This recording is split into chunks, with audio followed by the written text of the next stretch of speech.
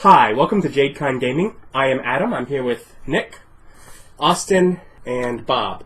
And we're filming each in turn the first session for this campaign. I don't really have a name for it yet still, but you can look down below to see what we're calling it. Basically, they're starting in each separate worlds, and I'm bringing them to what will be the game world for moving forward. So in this video, I am going to pretty much start them in their world. You're going to see a little bit of where they came from, and just run a one-on-one session to get them to where in session 2 they'll be able to meet each other.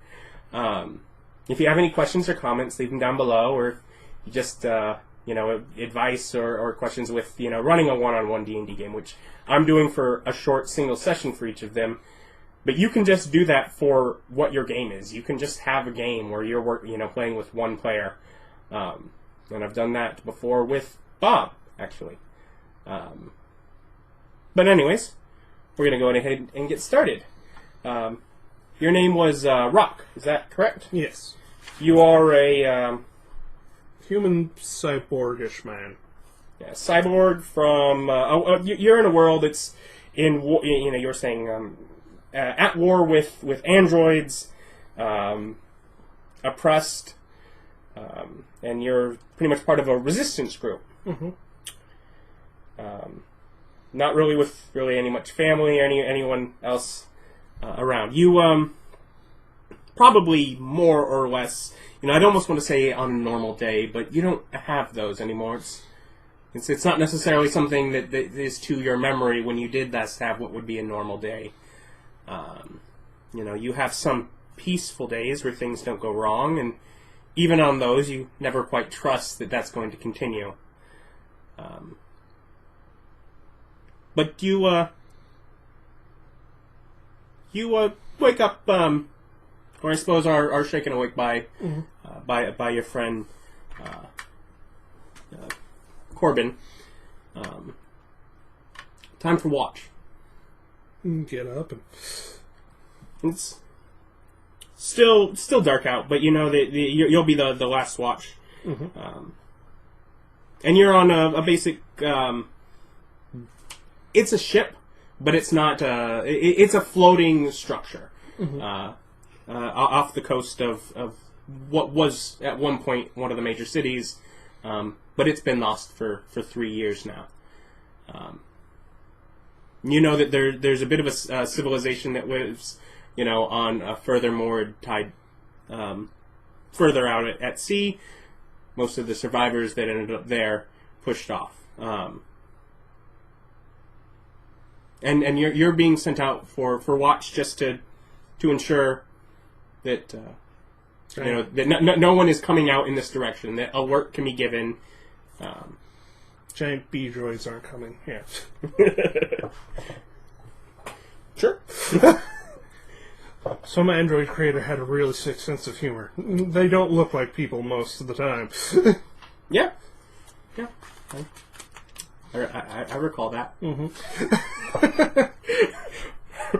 The bright yellow color does help with watch. Oh god, that'd be horrible. Just a group of Mets coming over on a boat, all just hunkered down. Oh god, we can't sink the boat! But, so you get up as Corbin, walks over to, his bunk. Probably have, there's always a few on watch. You have brief time to wake up before you have to get up and be at post. You go about, get washed up the best we do out here, maybe grab a rod and go to, lookout point and throw a line in and keep watch. Mm-hmm. Okay. So you sit out for a while, and you're it's peaceful. But that's more or less pretty normal for the last few weeks. Mm-hmm. They know in general that you guys are out here, but it's been probably a few weeks since they've last made any attempt to send anything out. So I'm not necessarily sure whether you're starting to relax or starting to get more nervous as the time passes. But looking out, you're generally facing the coast, and you notice first a glow, and it looks like something exploded, perhaps caught fire back in the city. But embers fall, and you sort of see, something is going, enough that you know that they're out there. You get no bites. Yeah. Take out binoculars there. Scan the city as best I can from out here. Why don't you make a perception?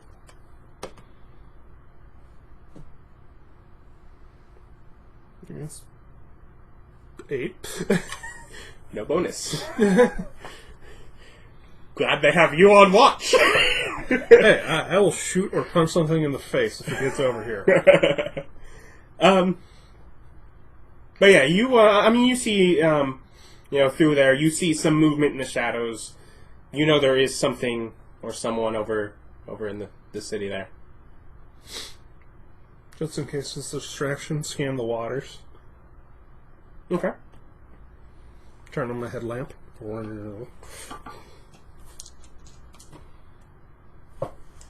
Okay. Yeah, you don't see anything necessarily that you're looking for in the waters, but there does seem to be a bit more loose debris that's floating down. Almost something had been pushed in, and it's floating by. Rubble from. Shoot the rubble. Yeah, you break it up. It was probably remains of some sort of the side of a home or shed, and it breaks up and begins to sink a bit more. Seems more or less harmless. I just wanted to make sure. Just look where it sank for a little bit. Then turn back up and watch. But anyways, other than that, a few hours pass and the sun begins to rise. Mm-hmm. You're pretty near the end of what is your required shift, and someone should be out pretty soon. Yeah.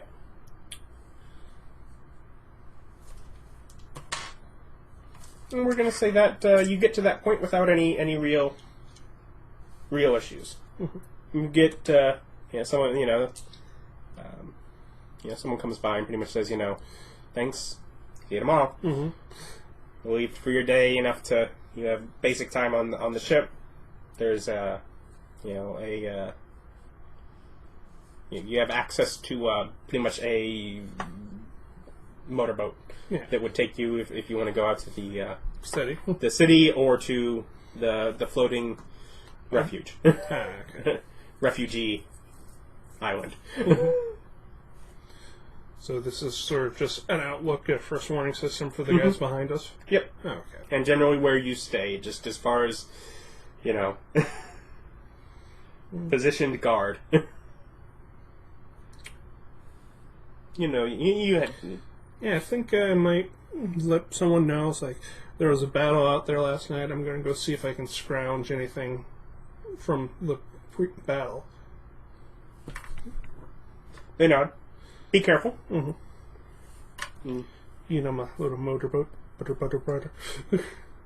Okay, yeah. Hop in the boat, and you can take it. Generally a good way to, good place to hide that undercover and sneak your way into the city. You've probably done it a few times. Probably less often lately as it was at first. Originally, you probably did it quite often, rescuing both people and just getting supplies that people needed. Yeah.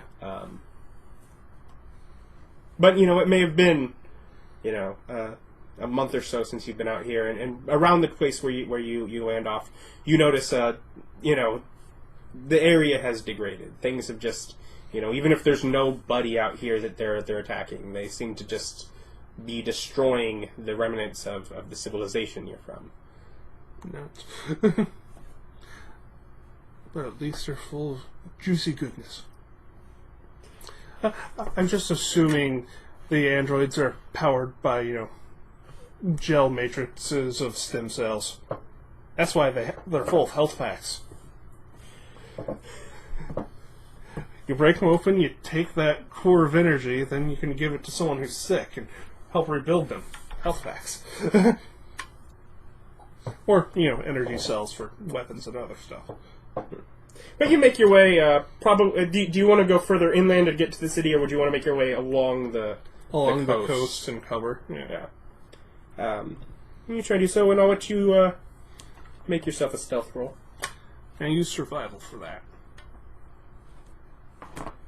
You know what? I'll go with stealth. It doesn't matter. They're the same. With a 5. 5. So, walking along the beach.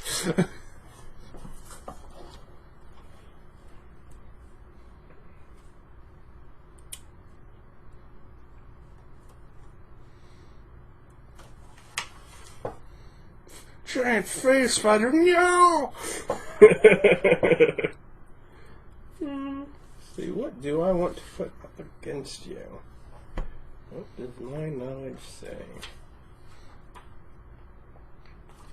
Face spider. Yeah, that's right there. Because it's such an odd place for face spider and winter wolf.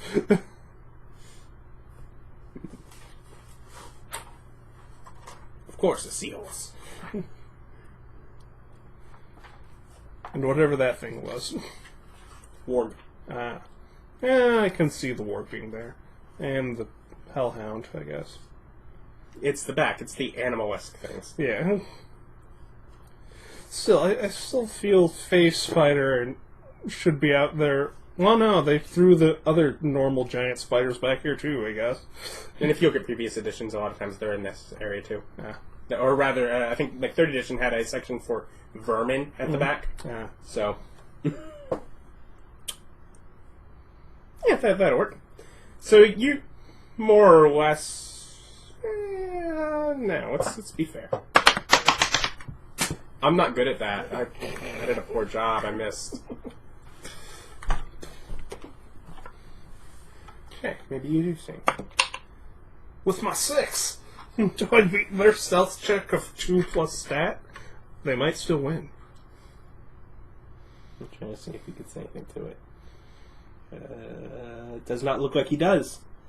So you're able to act as one of the androids. A tusked boar-like creature is charging your way. That's not good.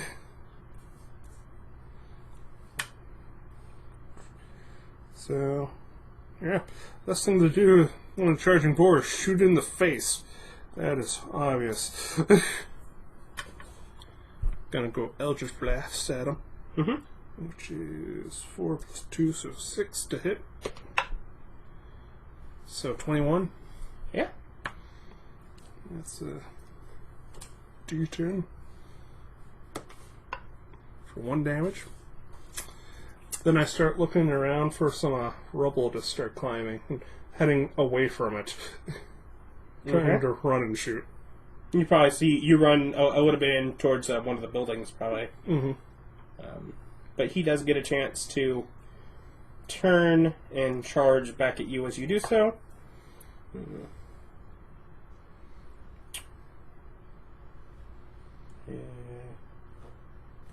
Okay. So yeah, he runs at you. He gets 10 to hit. 10 misses. 10 misses. Well, you managed to get out of the way of that. Mm-hmm. I forget. Are these automatically known, or do I have to take them as You have to take them. Nuts. No, they're a benefit to the Warlock because how few he gets. Mm-hmm. Okay, so he's in melee with me now? Yeah. Okay. I'm going to cast Armor of Hater. I get 5 temporary HP, and it deals 5, as long as I have the 5 temporary HP, or 10, think it's 5 though. It does if he hits me, it deals 5 damage back. Is that Armor. A.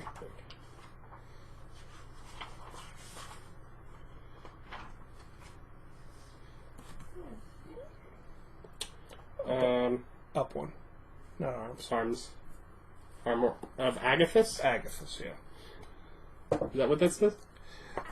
I took the wrong one earlier. Okay. But I won't correct it on there then. Yeah. Yeah.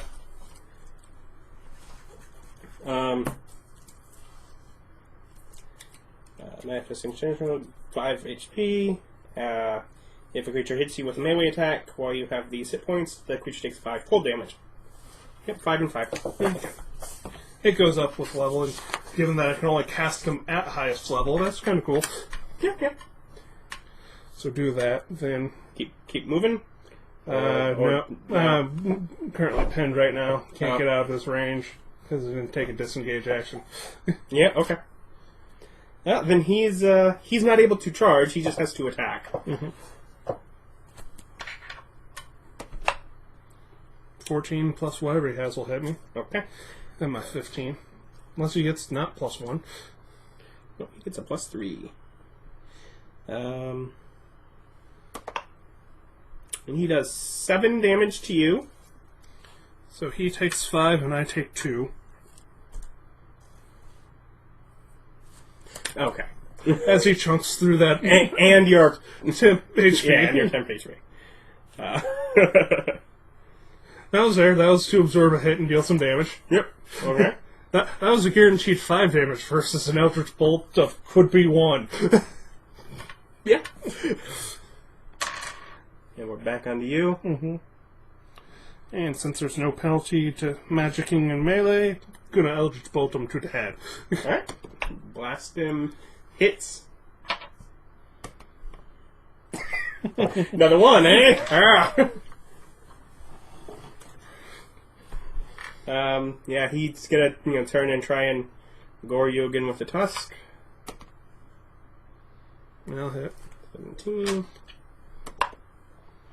For 4? For 4.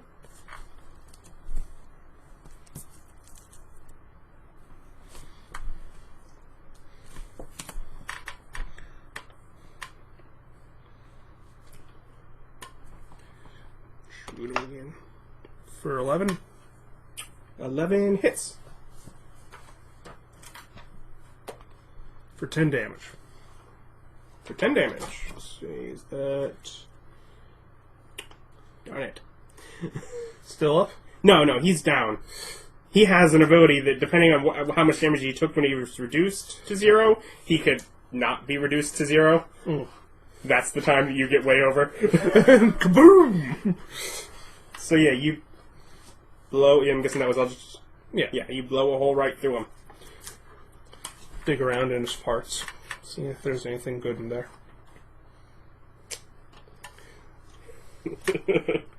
I'm sorry, he's a giant robot boar. He has servos and electricity things.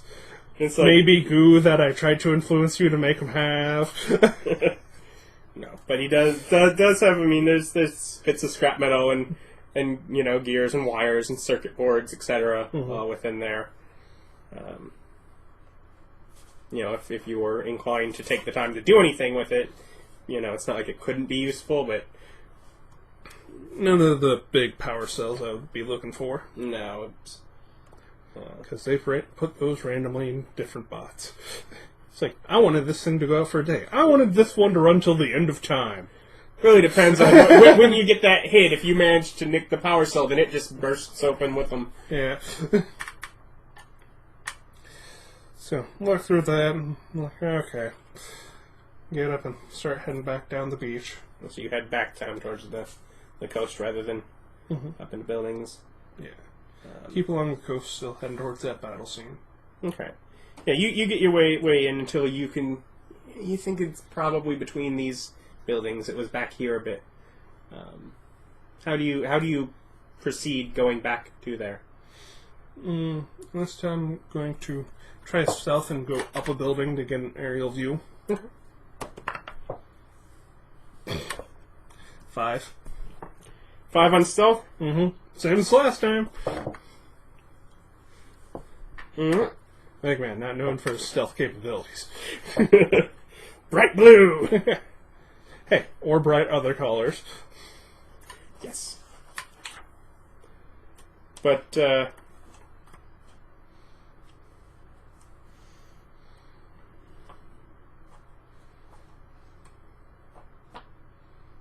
nah, Giant Wasp is too powerful for you.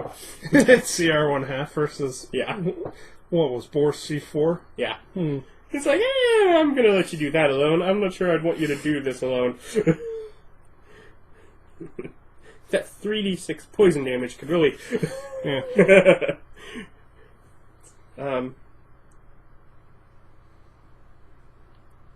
But yeah, you make your way up, and lose your footing, and you know that some things have dislodged and made noise enough that you know that you've caught that anyone around. Something's here. Yeah. It's gonna have awareness. Mm-hmm. So I'll stop where I am, see if I can see out a window near where I am before I head on back. Yeah, you can look over, and yeah, you can see out into where there was the explosion, the scorch marks and such, and you see the rubble of a couple wasp spots blown into the side of a wall. Maybe some other resistance got them. I'll head on back downstairs and go check them out, see if there's anything scroungeable off of them. Okay. So you head over to where they're embedded in walls. Yeah.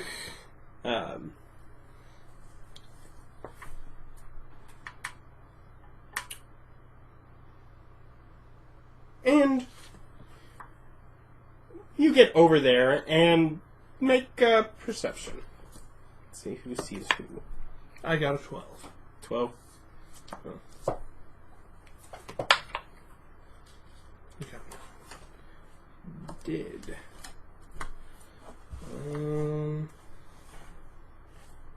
Okay. You see, as you get over there, you see the two wasp spots lying there, and you see, at least at first appearance, a fleshy cat standing between them, staring at you. I'm not used to these things being fleshy, right? No, I mean you're aware of the concept.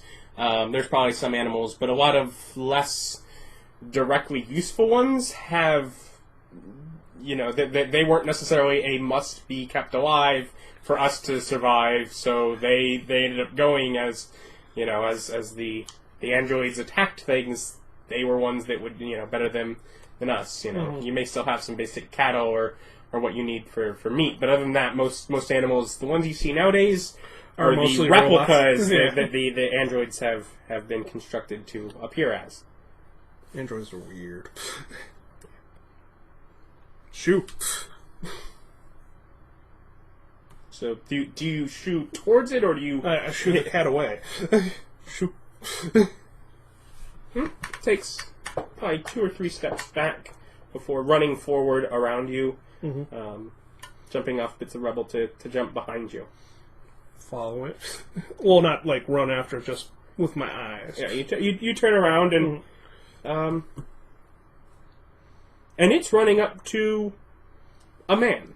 There's another man out here, and he's wearing almost a golden yellow pair of robes. Can I see his face at all? Yeah. Okay. He human? Yeah.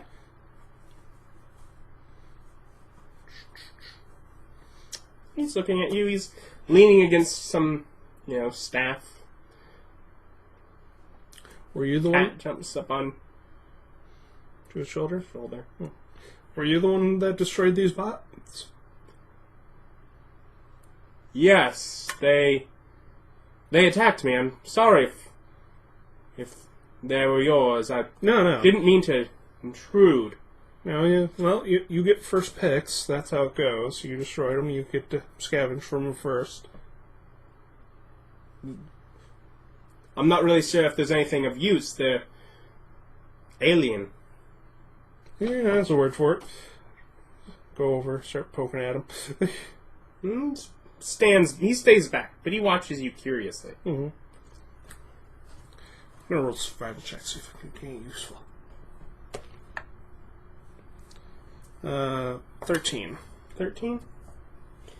Between the two, you managed to pull out a pack that you know that can basically counts as a healing surge during a long rest. Okay. Or during a rest, rather. So it's a free die. yeah, it's a free a free that doesn't come back healing surge die.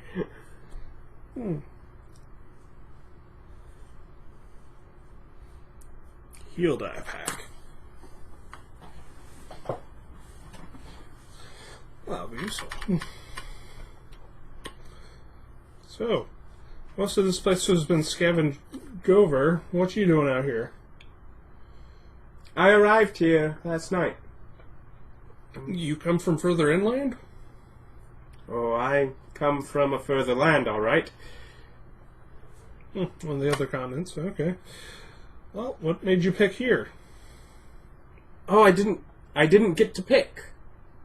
I've never been to here. Ah. We've been working to get somewhere else. We did know there are other places. I did not imagine such chaos. Where you come from, they're not as bad? Well, I mean, we have our problems, but well, we prefer less holes in our buildings. Yeah. Admittedly, they were mighty tall. Well, yeah, keeping holes out of the buildings is sometimes hard with these things run about. What is it? The city or the androids? Is Both. what? Well, the city's a big place where people used to live, in buildings. And the androids are the things that came and broke it all. They're made mostly of machines and GUI bits.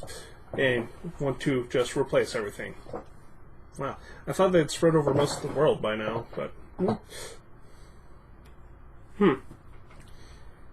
Perhaps. And what are you doing here? Scavenging for supplies for our survivors?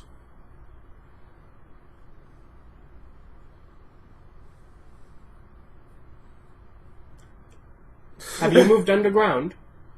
No, we're out on the ocean. He walks between a couple buildings where he can see out at the... Your ocean is dim. Make a perception check. Perception 10. Okay. Or sense motive. No, perception. Okay. Is the water darker than normal?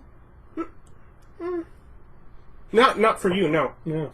It's like I heard in books that some of the waters could be crystal clear, but I haven't seen anything like that. It's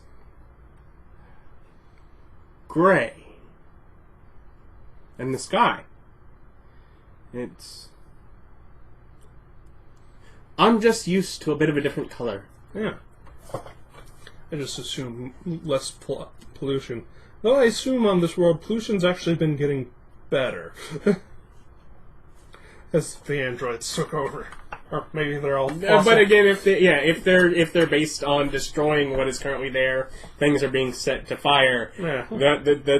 That's going to be some of the worst pollutions. Those are things going into the sky that even we did not intend to. That's. Yeah.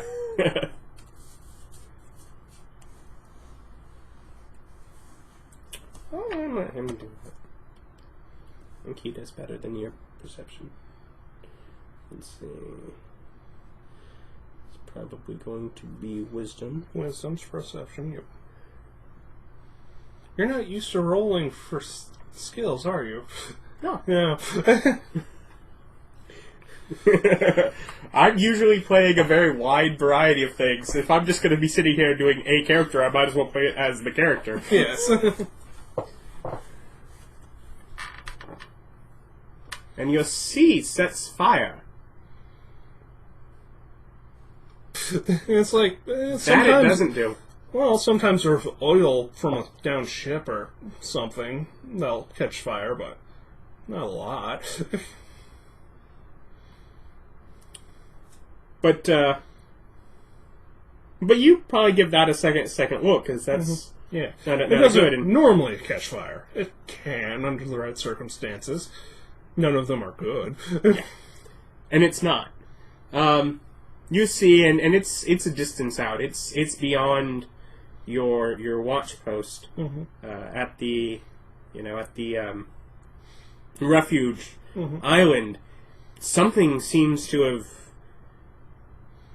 caught fire. Whether malicious attack is obviously the first thing that comes to your mind, though possible that simply some sort Accident. of fuel source caught. But there's you look back and you can definitely see that there is a fire there. Doesn't look to be huge, but it is noticeable from the shore. And at that point, you hear something from behind. Turn around. And above you is probably 25 at least of the mechanical wasps that have taken flight over the city and are headed in that direction. Oh no. Start running back towards my boat, firing at them as I go. Yeah, running towards your boat puts you... they're heading from more or less this way out. You kind of have to go along the inside of a cove to get to where your boat is, Well, yeah. which puts you away from them. But I'll fire as I can, but still head back towards the boat. but for the most part, they seem to ignore you. You anticipate they've seen a weakness and they're striking at it. Yeah. Though as you're getting to your boat, you definitely see that the ship that you're based on is fired up, and that they're shooting back at them is trying to defend against it. And unless you actively wait for this stranger, you leave him in the back behind. Yes. Because he may even curiously follow after, but he's not going to keep up if you book it at a full run. Yeah. So yeah, you get to your boat and set out for... The big refuge ship. Alright, so you try and go past your ship and all the way out to there. What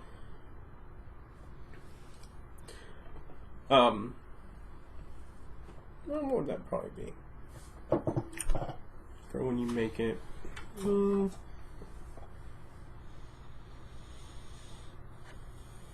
athletics. Let's leave it up to that.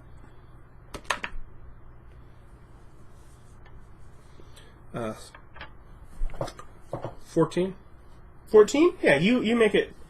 at the point that you make it, they're still undergoing attack. There's... the ship that you were stationed on has moved a good distance towards it, so they're able to keep fire. But from where they're at, only able to really fire, as the wasps fly up and to another spot to attack.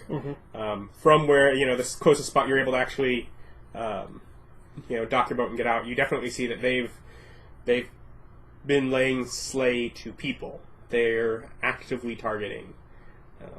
Dicks. It's like they're freaking snake people. The assholes. But yeah, so Start laying down fire and trying to direct people to the speedboat to go back to the other boat. okay. Oh, you make an attack. Oh, okay. 19 plus stuff. 3 damage. 3 damage. Alright. That's gonna be that, so... Okay. Yeah, so you make your way and start attacking some as you see.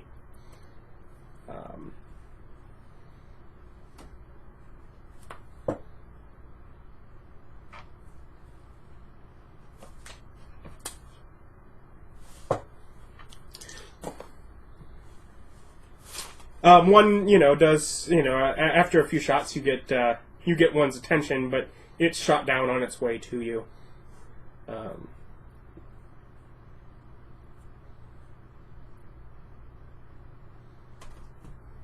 And you end up with probably about 4 people in your boat, and they, and do you go with them to take them back, or do you have them just take the boat and...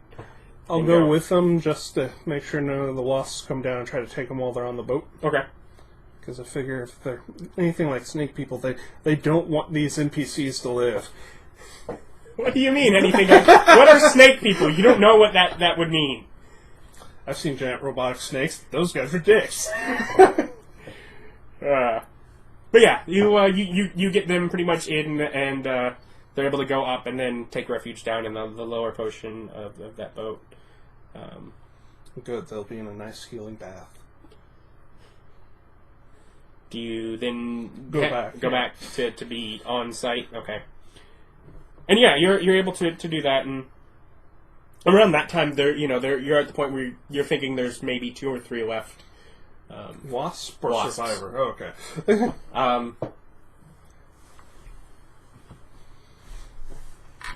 But yeah, so you can kind of see through some of these streets, and yeah, you run off and continue to attack. Mm-hmm. I kind of get what they Yeah. 14. Still hits. You took all my d10s. Yeah, well, I use them for percentages. 2. You hit another. I wasn't sure about that charge shot, but I'm starting to really feel it when I get that invocation.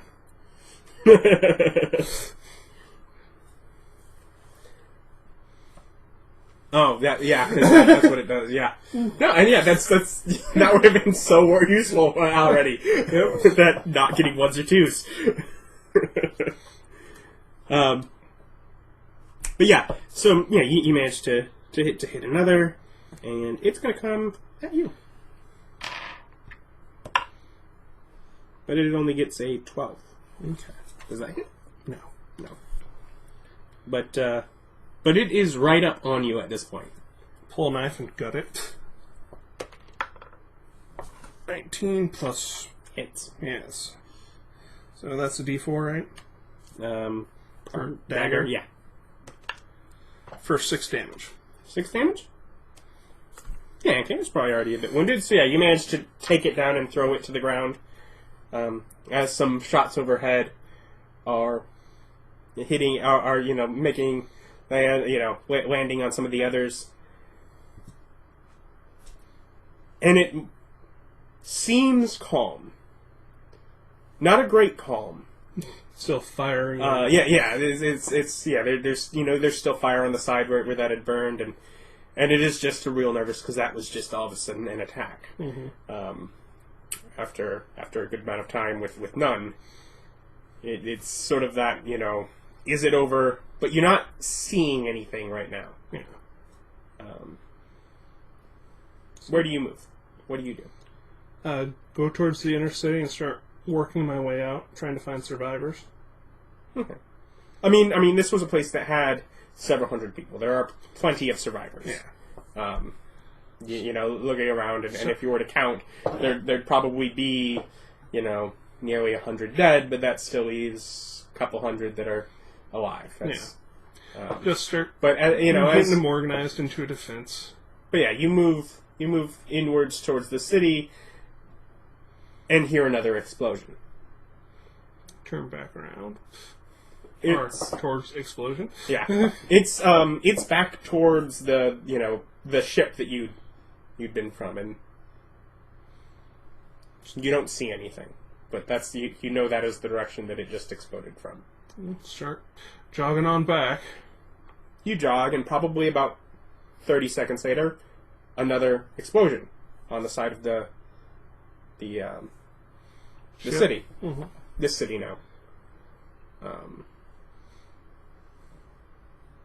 And I'll let you make perception. No, it's based on your knowledge of your world. So intelligence, or if there's relevant of their weaponry, kind of. 16. 16. Yeah. It seems some sort of water-based torpedo-like. Sharks with torpedoes, yeah. Yeah. We have those. It is bombarding from the coastline at this point. Nuts. Try to get out to the edge and start trying to shoot down incoming fire. Okay. To make 2 attacks. Hit. And that's 14. I think that does. Let me check. Yeah. 2 damage. Just roll the percent on one and grab it. You got it. 7 damage. Okay. We have a couple of shots, and you're able to at least take out one more. But 2 more torpedoes hit further along, and 1 more into the main ship, which is definitely taking on water because it's no longer flat on top. Mm-hmm. That's bad.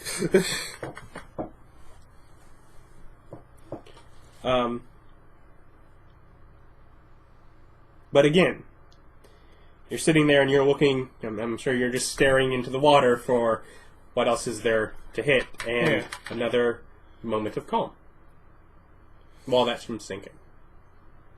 Well, nothing I can do to They do seem to be trying to evacuate. Yeah, nothing I can do about unsinking a ship. So, right now I'm on just Overwatch, watching for stuff to come at us again.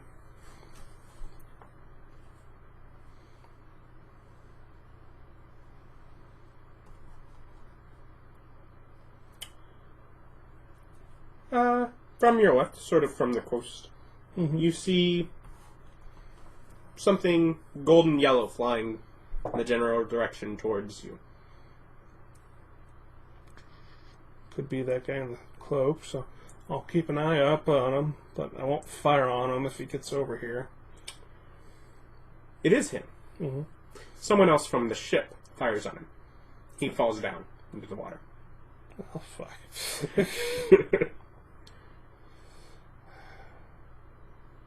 I'll keep Overwatch, but I'll go down to my speedboat and go try to pick him up. He's bright. If he doesn't sink, he's bright golden yellow. Yeah. His robes are easy enough to spot pretty quickly. Mm-hmm. And yeah, he has landed in the water and is floating there. Drag him up into your boat. Yeah. He seems alive but unconscious. Well, better than some today. Drive up the boat on back to the main city. Okay. Just drag him up the ladders. Mm-hmm. Put him down behind me up against the wall and go back to being on Overwatch. It's now probably been 10 minutes and you haven't seen anything else since. Yeah. And, for a while. After... Drink some canteen water and keep on looking. Yeah. After probably another half hour, the woman who relieved you from the watch approaches as that ship is all but completely sunk. Yeah. Could have used you around, I suppose.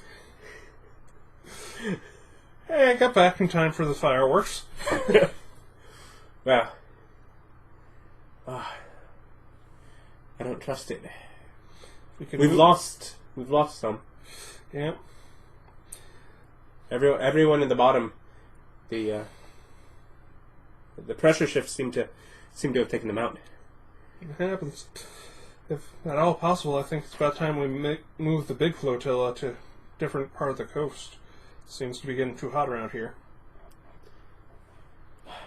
Well, hopefully that'll happen within a day or so. Mm-hmm. Some of the other boats will have to be by to pull it. Yeah. We've lost ours.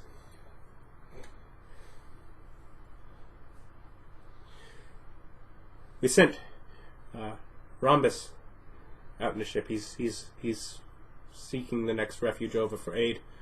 So shouldn't take too much. I'm sorry, but how are triangle and square doing? I'm sorry. I'm sorry. Your name is Rock. I couldn't let it go. Your name is Rock. You have set the standard for the names in this world. Rock. Short for Rocky, an actual name. I don't think Rhombus is an actual name. Rhombus. How about isosceles?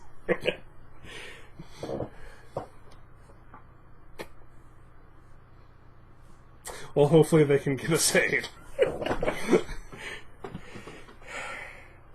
Yes.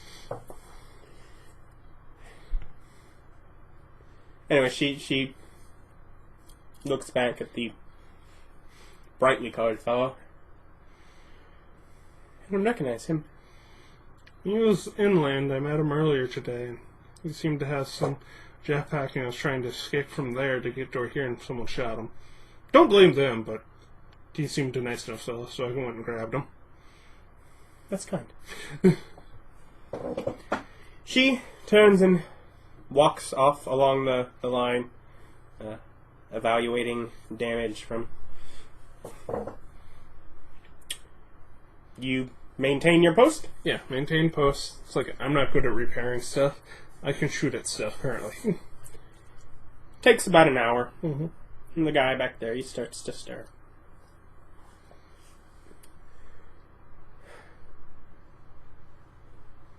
Oh. Hello again. Hello? Good, I made it. Mm-hmm. Well, you're Did we flying... Win's a strong term, but we're not all dead. So that's always... Similar. Yes.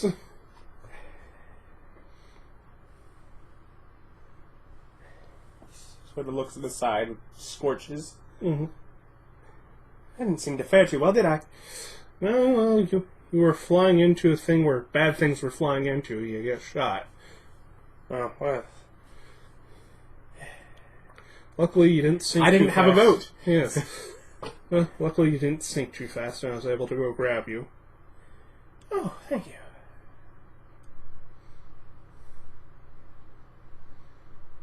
I hand him canteen. Looks it over, takes a drink.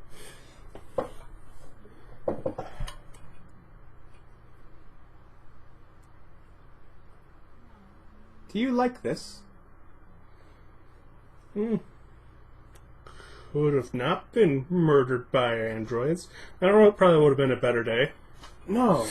No. This. The World. Your world. Do you like it? No, androids suck. I read lots of books that says it used to be better, and, less androidy and murder bots. I'm not really sure what an android is, so I don't suppose I have them back up. Well, But that's good for you. this evening I will be returning there. I am seeking someone to bring with me. Well, I'd love a place with no murder bots, but I would feel bad leaving all these people out on, in the lurch, but...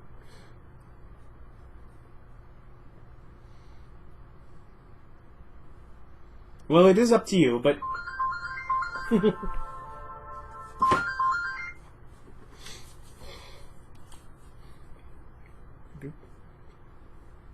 I told you it was coming. Hello? I'm playing a game right now with the Atom. Okay. So, well, I'll meet you over there then. At my place, I figured. Unless you just want to... I'm at Adams. I'm at Adams currently. I can drive over there. I'll meet you back. Take about the same amount of time as you will.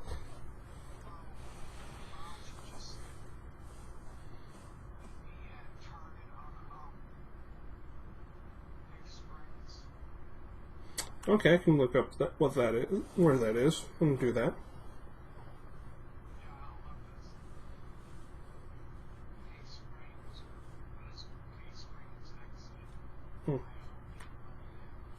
It's back behind where Hibachi Grill is. Okay. Yeah. Okay. Yeah, I know where that is. Okay. Well, I'll go up there and meet you then. Okay. Love you. Bye. Like if you go into that lot when we turn over, if you just keep going back to the next shopping center behind it. Too expedient. Yes, I could go along with you. It's like, I don't see this getting any better. I could protect them for a few days more if stuff like this keeps happening. I don't see it going well. Yeah. Well, if you'd like to join me, and he fishes in a pocket. He pulls out.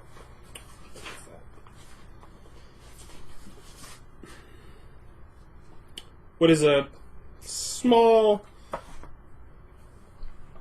Pendant gem rock. I have a bit of a... It's mostly a spell that puts this in you, and it'll bring you back with me. A what now? Spell. What's a spell? Well, I mean, that's how I was flying over here. Try to look at his back or jetpack or hover shoes. Oh. I just assumed you had some sort of mode of transportation that let you fly. Well, no. I suppose the easiest bit is to show you. Mm-hmm. He's like, and he walks up to you and sort of to take, if you'd like to go, then let me see your arm. And he sort of holds out his hand. Mm-hmm. And he sort of presses the rock against it, and with a gesture from the other and a small incantation, the rock sort of slides into your flesh in a very odd, unexpected, that's bizarre kind of manner. If I didn't already have machines in me, I would be way more freaked out about this. Until this gem disappears beneath the skin in your arm. Now all we have to do is make it to tonight. Well, as I say every night, my goal is to make it there. But if you have anyone you want to say goodbye with, or any way we can help anyone in this last time, we can do so. Yes, and go around, try to help and get them prepared to be moving on to the new ship. Let the guards know I head off in a different direction to strike out on my own. See if I can scout out and see if I can find any place better for myself. Yeah, they nod and they say, from the looks of it, it seems the city, there's where they're going, they're most likely gonna tow it and join another, which is pretty much abandoning the idea that they're going to reclaim this city, but it's been a couple of years. Perhaps it's best that we did and try and find an area where maybe we still have a bit of a land claim to take it to. So. And from some of the civilians, I mean, there's a lot of heartbreak.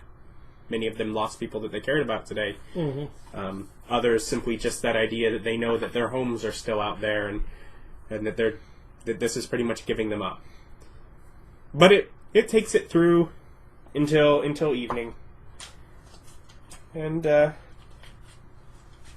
it's late at night.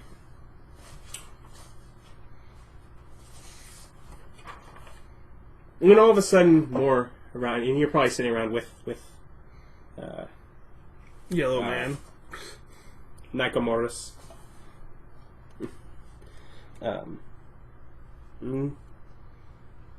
Your arm starts to tingle, like that falling asleep feeling, and it starts to spread.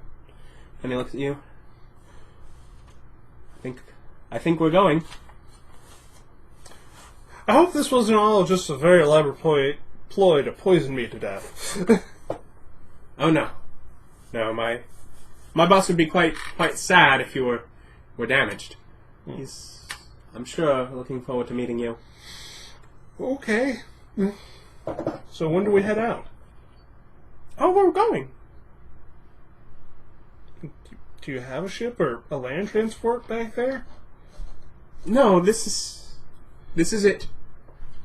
And that tingling is spreading further along your body, and that numbness. You poking self. and you know your breathing gets labored as you just things go blurry and almost a bit of light, a bit of that glow like when the stone entered your arm, perhaps. Mm-hmm. A bit of that magical energy washes over you as for a moment things go white and you end up in a new room. This room has hardwood floors, sunlight shining through the windows, some, you know, a bit of stained glass, a bit of fine tapestries on the wall. There's a few people, you hear them walking around, the steps of their feet on the hardwood. But you don't really see who's around. And you drop to your knees. Mm-hmm. You hear talking, but not in a language that you understand. This must be one of those teleportation devices I've heard of. You feel weak, incapable. You feel Groggy. feel ill. Yeah. You feel very weak. I suppose the easiest way to point it out is that right now, basically what you are suffering from is you can't understand anyone around you. That's just normal. You have disadvantage on ability checks, attack rolls, saves, and your max HP is currently halved. You are in a very ill state. Yes. But you know that Nicomoris is there beside you, and he sort of lifts you up. This is temporary. You'll get used to this. It's an adjustment change. We'll get you to bed. Should be fine in the morning. Well, at least it's not too out of the ordinary. It's teleportation. That exists. Yeah. I understand teleportation. This must be that land that's not full of murder bots you was talking about. But And teleportation sickness. He walks you by, and by some windows you see out there green, lush grass and gardens, other small wooden buildings, and he leads you back into a small little room with a simple bed for you to lay on, and a table with some hooks for you to hang up whatever possessions you chose before you were setting off on this trip. Mm-hmm. Says, get some rest. I'll be down the hall if you wake up and need me, but otherwise we'll be in the morning. Sit down on the bed, pull out my canteen, drink some of that, and lay down. How's the bed? The bed is soft. It's probably the blankets would be actual furs. Weird on the furs, but still probably better than like a metal cot I'm used to. But yeah, it's definitely full of probably down. Mm-hmm. It is a luxurious bed. There is a window with curtains drawn. You can see sun still shining through, but from the angle it's sitting, it's probably nearing evening. But you're probably wanting to lie down just because you feel awful. Yes. I'm happy I don't get to have the freak out yet, because I still think this is normal. The gym was obviously a teleportation tracker that allowed him to teleport us, and this is obviously teleportation sickness. Mm-hmm. We've teleported to a different place on my planet that doesn't have murder bots. Yeah. Seems green, seems alive. You have a brief moment, you're not sure what's going on, but it... Yeah. Better than what it was. Yeah. Some community doesn't have murder bots. That's great. But yeah, you heard lots of speaking, and he was the only one that you could understand. Again, we teleported who knows where on the planet. They obviously could speak different languages than me. I don't know other languages. These are especially foreign. But yeah, you, unless you have anything else to do beforehand, Go to sleep. You drift off to sleep. And that is where we'll pick it up. We'll have them waking up when we start session 2, and we'll see what happens.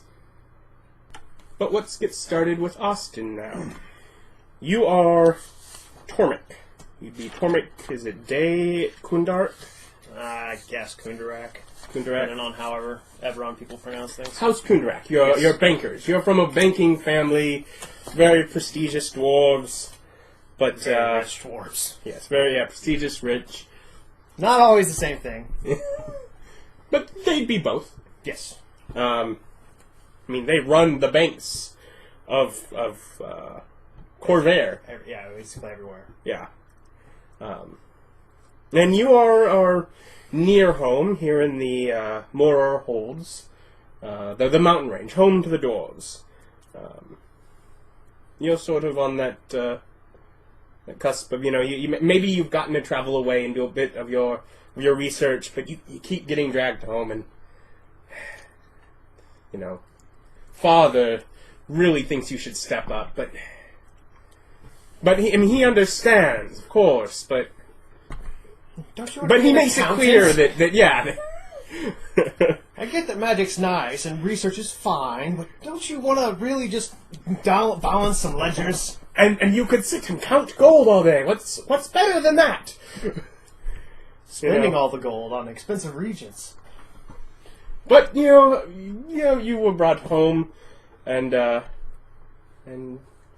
time with family probably at least once a year, and you don't get away for too long. But you traveled south to in the south of the Morar Holds, down south in the Dwarven nation,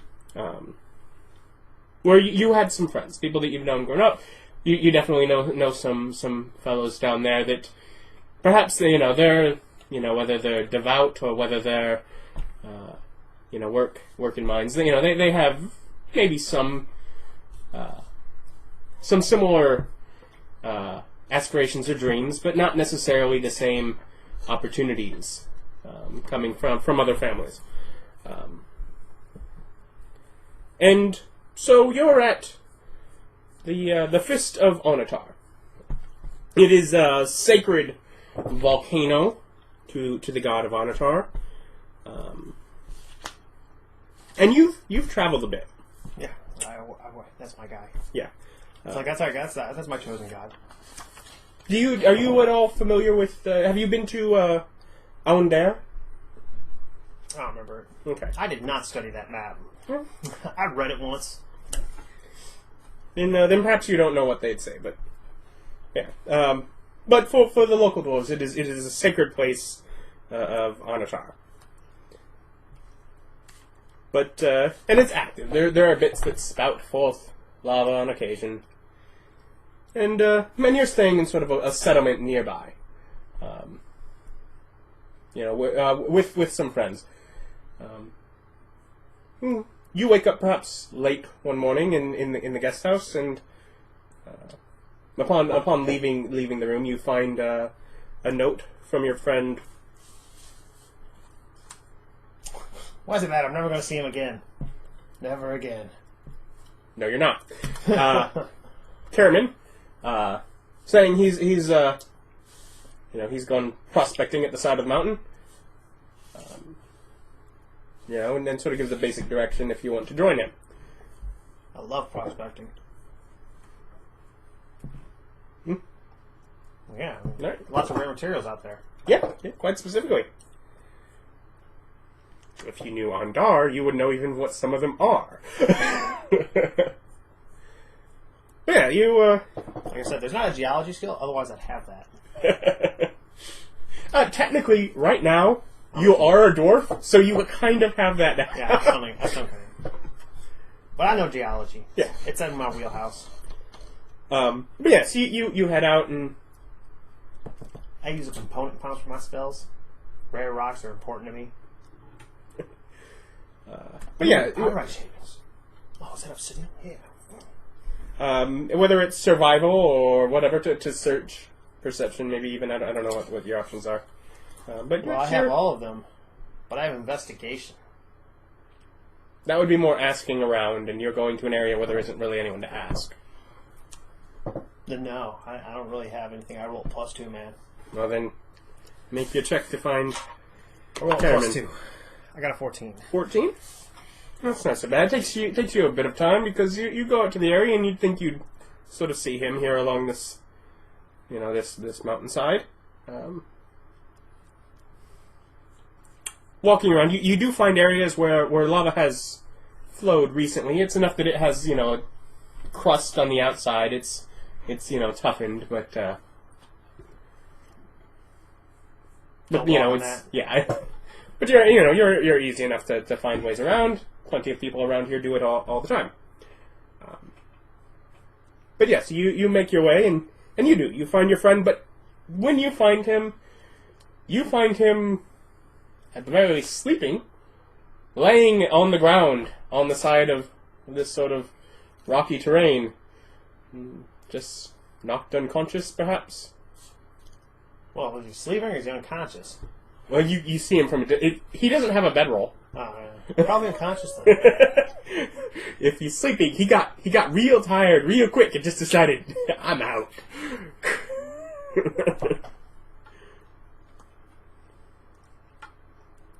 I get closer.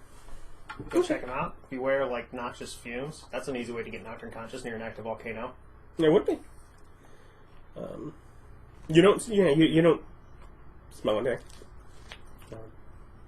More than normal. You can make your way to him. Yeah, check on him. He's alive. It's like I'm not trained in medicine, but I got +2 to it. I got +2 to most skills. Yeah, if you just spend a bit of time, you can manage to shake him awake, to rouse him. And he seems a little disoriented. Tormmik! Where'd they go? Nobody here but us, man.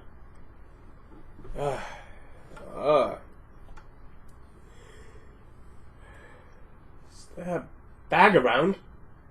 Well, look around. Is there a bag around? Make that perception. Yeah, +2. Who guessed?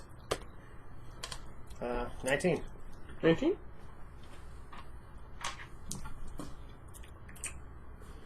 You don't see a bag. Yeah, not that I can see. There were lizardmen. I found half-dozen dragon shards. They came from the mountain. You know what dragon shards are. Yeah. No, it's a half-dozen, 6 dragon shards. Dragon shards are used for the creation of magic items. Yeah, I know. I'm thinking, how much worth is this? I personally can't fight lizardmen, especially not multiple lizardmen. I guess I could pay some people to do it. I do have money.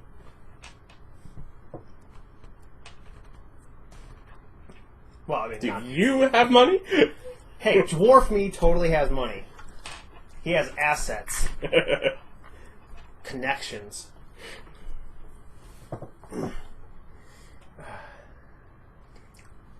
Well, yeah. What do you say? What is your response to that? I ask him if he wants me to hire some people. We can track him down. At that point, I'm sure they probably ran south. I'm not sure if it's worth hiring anyone for. Time you organize a crew,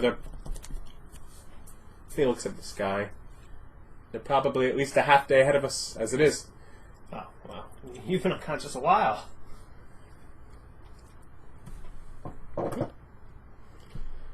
Well, some dwarven proverb about what's lost cannot be gained.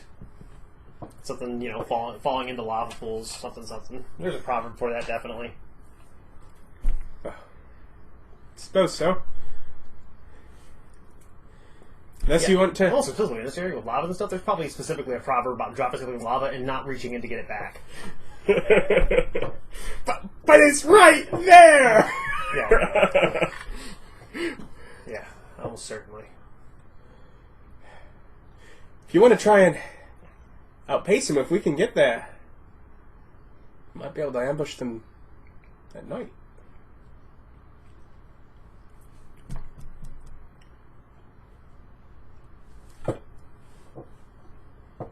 how many lizardmen?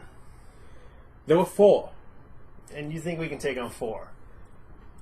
I think if they go to sleep, we might not have to take them on at all to get back those shards. It's possible. I'm willing to go for it.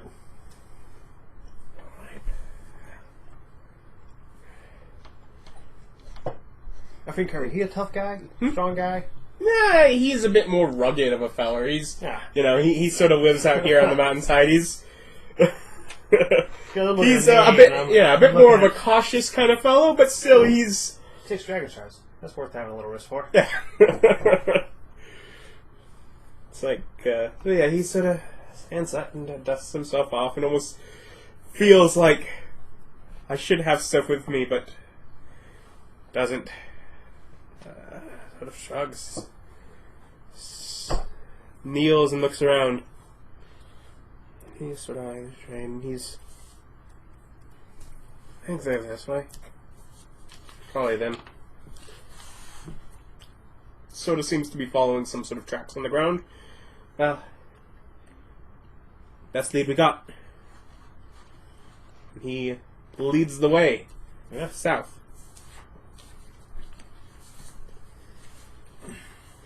It's evening, probably, by the time that you get to the point where you are really on the side of the mountain that looks outwards, enough that you kind of you see a distance off. And he looked down. He's like, and he feels that he has a bit of an ability to track, and he feels that you're still on tracks. And he's like, they may be moving faster.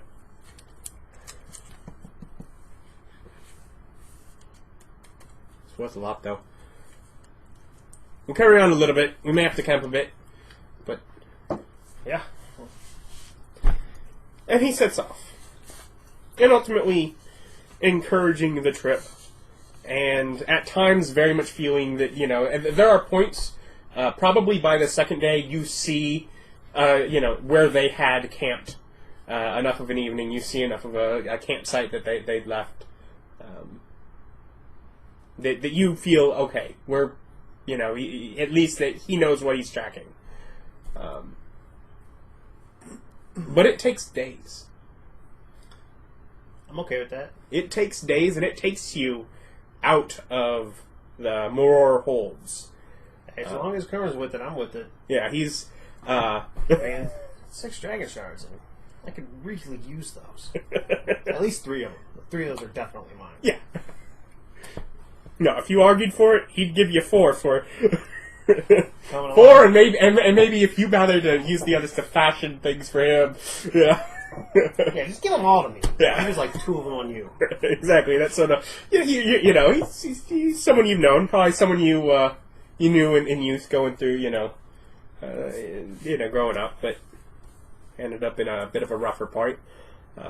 But yeah, you end up in a bit more of a wooded, almost marshy area of Kubara, which is swamplands and home to the lizard folk. Yeah, this is where they'd go. And in all, heading there. At the point where you catch up enough that you ambush... you catch up enough probably around the 9th day, and it's around the 10th that you're able to catch up at a point where you can... where you see an opportunity in the evening to... Sneak up on them? To pretty much sneak up on them. There, you notice probably the first day you're a bit in here. Probably the past 3 days where you've been into this, into Kubara. But yeah, you sort of, he's there, he's seeing an opportunity. And you're, and he's watching, he's able to see what his bag was. He's like, presumably, they're still carrying the bag. Presumably, they're still in the bag. Makes sense. Dragon shards, they show up on Detect Magic, right? I'd be within 30 feet, but totally could. Yeah. Yeah, they would. And the bag would be something that would see through, so, yeah. If you want to do that before you make your your approach, you can. Yeah, definitely. But yeah, on that whatever 10th night, you're able to make a go for it.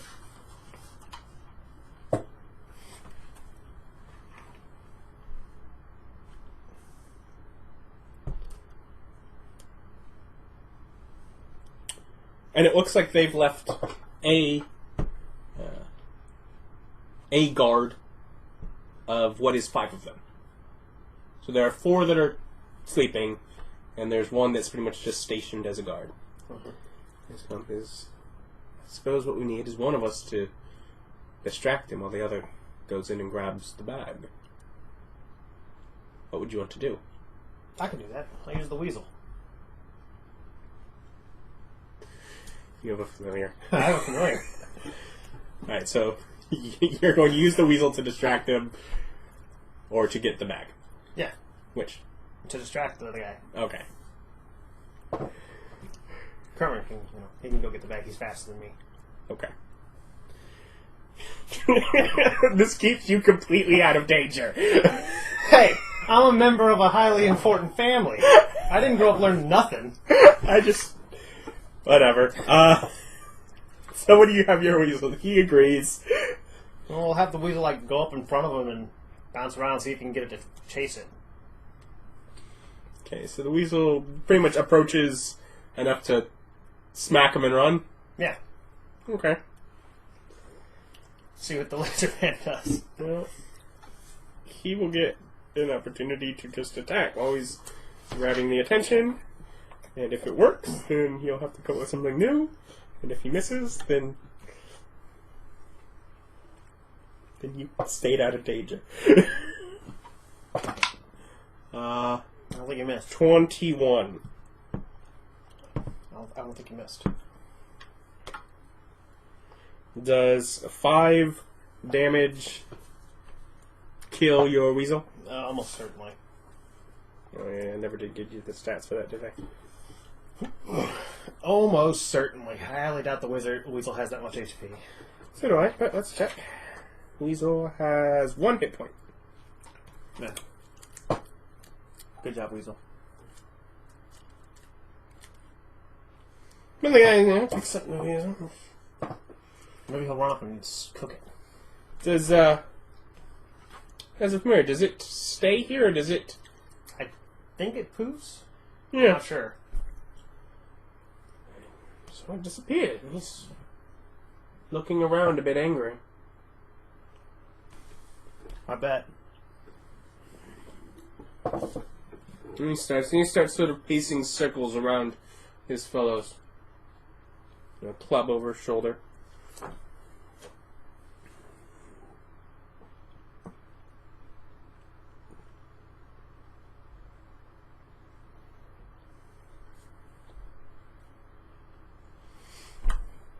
Well, Kermit sees an opportunity. He's pacing around. He's still right at the camp. He's. Yeah. Is there a campfire? Yes, there is. Lizards can't see in the dark. Apparently. I can. As a dwarf. As the dwarf you are right now. So can Kermit. I put out the fire. Control flames is 60 feet. You're probably around 100 right now. Ooh, I have to get closer. Flames within the cube. Well, mold earth is 30 feet.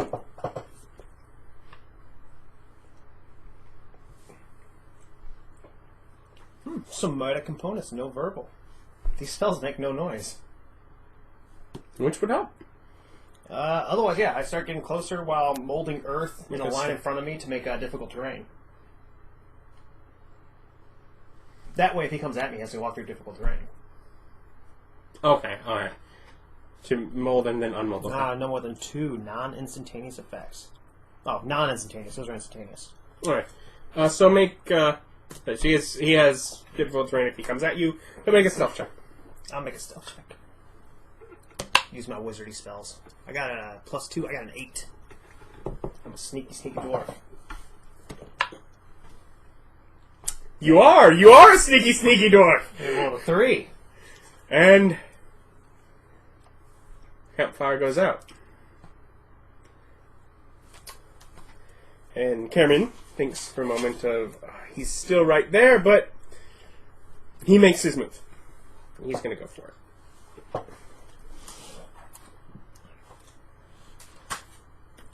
If he's moving forward, I get ready to turn the campfire back on and make it shoot towards the lizard. Can't actually deal damage, but it might spook him. Hmm? Yeah, he manages. I guess I have to roll for the lizard focal. So yeah, he manages to, to sneak in, grab the bag, grabs around it, and is making his way back out, which he does even better. Sneaky man. Dwarfs are the stealthiest creatures on the Eberron. Yes. But he sort of makes his way back along you, and he just sort of gestures from a bit aside that, alright. Yeah, we can move on. Right. So you head back and you just leave the camp? No, I turned the campfire back on first. Just sputtered out, came back on, it's fine. He's investigating, but around his camp, so... Yeah, very well. I'm 60 feet in some woods. It's a marsh. And I'm short, so I blend in. Yeah. But you two trudge a ways back. And we check that bag. Oh, yeah, They're in there. Yeah. So we look in that bag first. Yeah, there are 6 translucent pink dragon shards. Stones. Cool. Good job. Do you want to carry it? Yeah. Sure. But yeah, you make your way a ways back out. Now Lizard Man can wake up and get blamed for ghosts stealing his gems.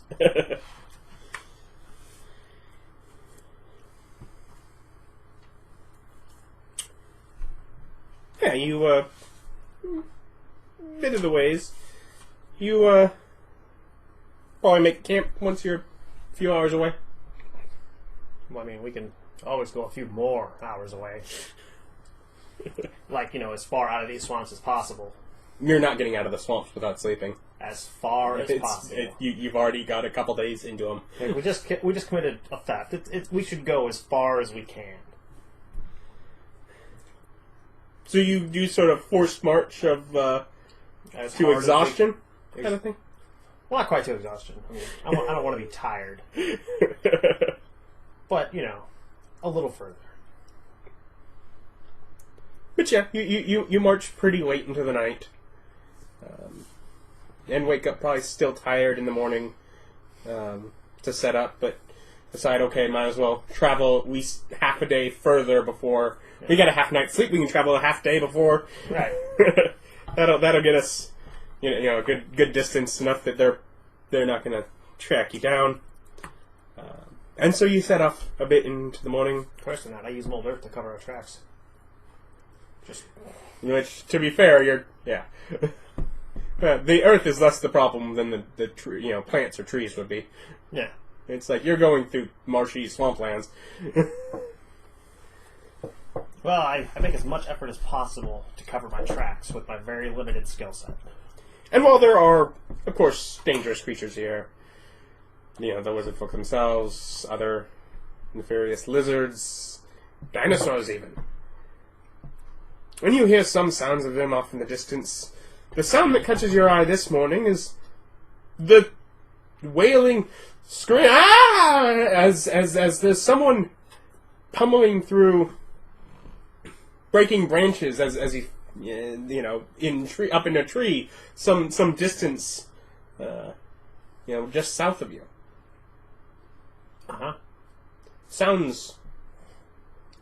Doesn't sound lizard folk. Sounds human, maybe a little elvish. It's a man. It's not my problem. I really don't see why I'm going to endanger myself for a non-dwarf. Could be a dwarf. You said it was a human. You can't see them. Oh. Point being, lizard folk have a vocal tone that it's not. I suppose we should check it out. You racist. Yes. I'm not racist, I just believe in superiority. My superiority. Oh, the irony we shall face. Lesser creatures. But yeah, you travel probably 10 yards, and you can kind of see the fellow, and yeah, probably not a dwarf, a little tall for a dwarf, but he's up in a tree with his coat caught. He's struggling to break it free. Mr. Cameron, that's why you don't wear clothes. They're just dangerous. And Tell my dad that all the time. He insists that they're important, that they make you look nice, but I tell you, no clothes! there's a mess waiting to happen. Coats, clates, all things. But, half a minute longer, and he manages to break the branch that it was caught in, and splat down to the swamp. I'm not a cleric, I can't fix that, so... He stands up, Oh, okay. mud covered. He's alive. Yeah. I'm like, I don't have a way to fix that. But he looks lost. He looks lost as if he came from the sky falling into a tree. Well, if he fell from an airship, he's lucky to be alive. I think everyone has airships. I'm pretty sure, yeah. Yeah, they're not super common, but they exist.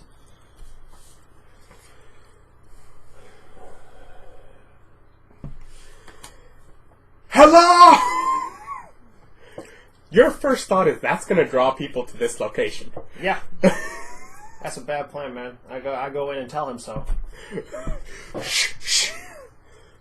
Oh, Hostile region, you guys keep it down. Keep it down. is it? Yes. Very. I mean no harm. We're going to civilization. You should probably follow us, man. Oh, good. Good, I need civilization. I'm looking for someone with a wonderful opportunity. Have to find someone today. Yeah, that's not going to happen. I don't know where you came from, but the only people out here is going to be me and Carmen. Friends! Friends! Is this a human? Yeah. This is why I don't deal with humans. Dad would have me do this all day. I am Gaveliel. It's nice to make your acquaintance. Cameron.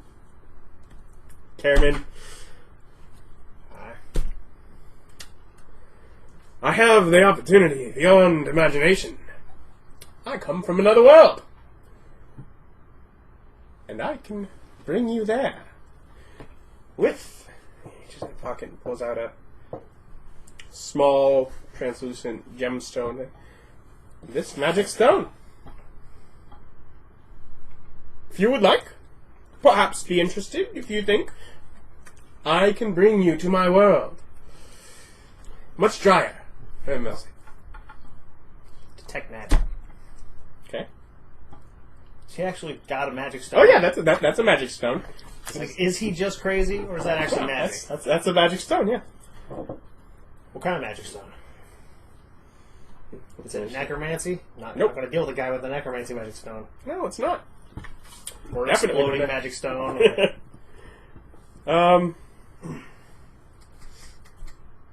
What would that be? Hold on, let me look at what the different schools of magic are defined by. It's like, I know what it does, but let's see.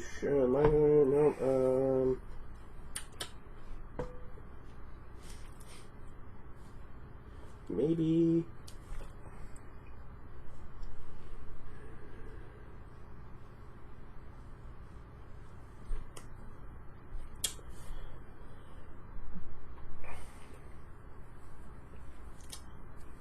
Teleportation is usually conjuration.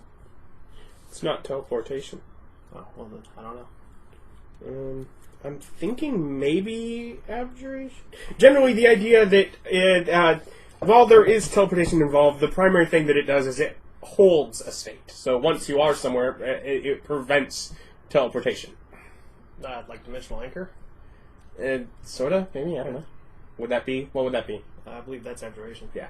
We're going to go ahead and call it abjuration. It's not quite it, but that's probably the closest that we're going to get within those schools. It's a wonky aura. Yeah, it's... Well, I can't resist. I've never seen a magic aura like that. I'm in. Good. Well, it's a simple process, and we just have to make it crunch. There's something big coming this way. Yeah, we should have been moving. What? Oh, the shouting. Well, we have... Tucks it in a pouch. We have until this time. Well, we just have to make it that far. And we'll do that in a minute. Want to get going for now? Yeah, we'll leave. Yeah. I'll make some difficult terrain behind us as we go. And you may do that. As the crunching gets nearer. Yeah, difficult terrain gives us a huge movement bonus. A huge advantage. Oh, wow. Goody.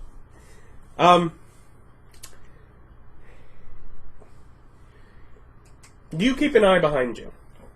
Yeah. Because you can clearly see what's coming through the trees. Because it's white. It is a white beast. Huge.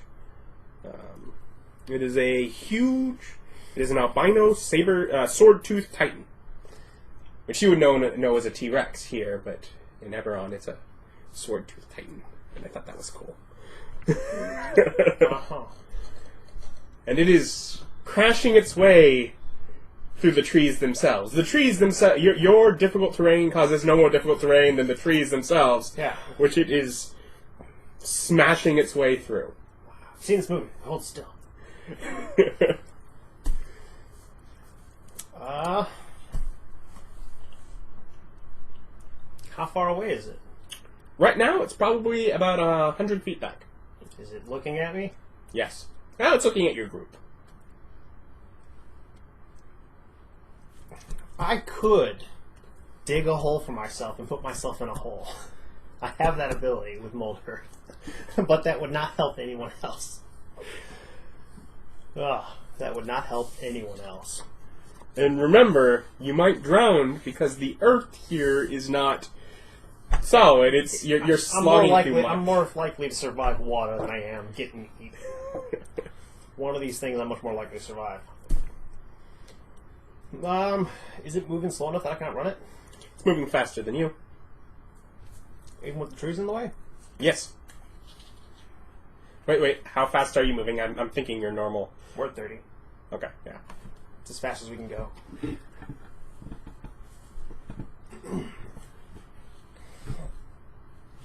Then, yep. It's moving at least as fast as you. And every bit where it has a moment maybe where it's able to take a step without being walked by a tree, that's when it's gaining a little ground.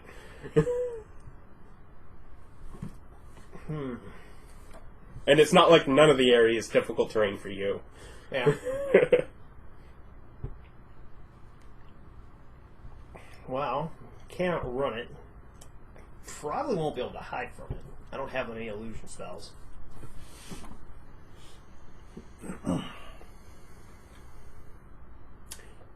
You probably keep moving as you're thinking. Mm-hmm. When you get to the point where maybe it's probably about 50 feet behind you. I can maybe use like a torch to create some flame stuff and maybe see that'll throw it off. That's what I can try. Okay. Because I can use control flame to light a torch and then like make a fire dwarf run towards it. That'll go about. Are you able to do that while continuing to run? That's true. It does take an action. So no. Well, I can still move. You can move, but you couldn't double move. Yeah, I couldn't double move. Which compared to the rate it's going, as it is currently double moving, you would definitely be slowing yourself down Yeah. significantly. Nope. I would have to keep going fast. Well, if you do that, probably gets within 20 feet.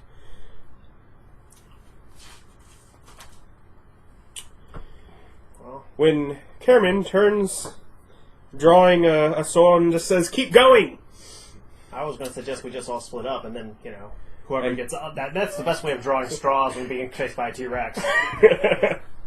But if Kerman wants to volunteer the short straw, I'm not going to argue that. And he's sort of running off to the side, but towards it. He's, whatever. But,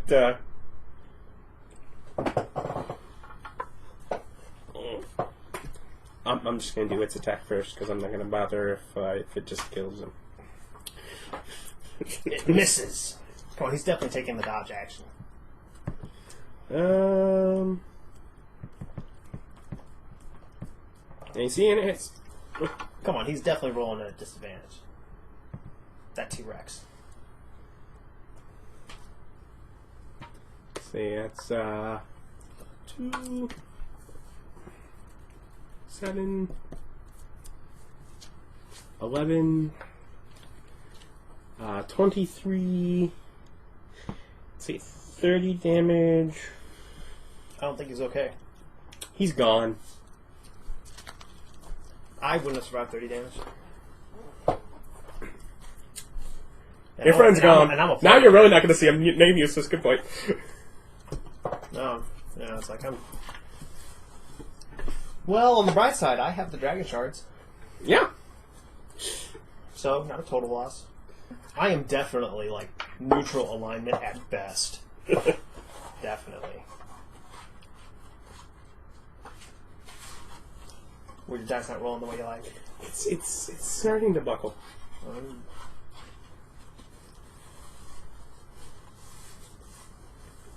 Maybe just taking it out and putting it back in will so it'll flatter. Anyways. But, running a bit further. Well...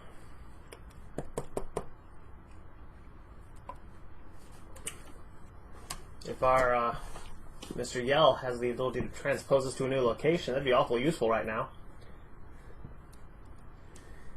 If you mention that, his comment is, "It happens on its own. The same time that I got here after a day." That's not very useful, man. That's less useful. Oh, just quiet rage. That is inefficient magic. But he, with a bit of action, his skin grows out bark. Mm-hmm. I don't see the point. That's not going to help. Not really. But I don't say nothing. Let him live in his own little fantasy realm. I've seen bark skin before. That's not going to help. I've seen that thing walk through a tree. I think turning your skin as to something like a tree is not going to be good enough. But he does that, and he's like, But hey, whatever makes him feel good. "Yeah, get away! I'll find you before this evening." Uh-huh. And he tries to hide him with the tree. T-Rex has totally got scent or something.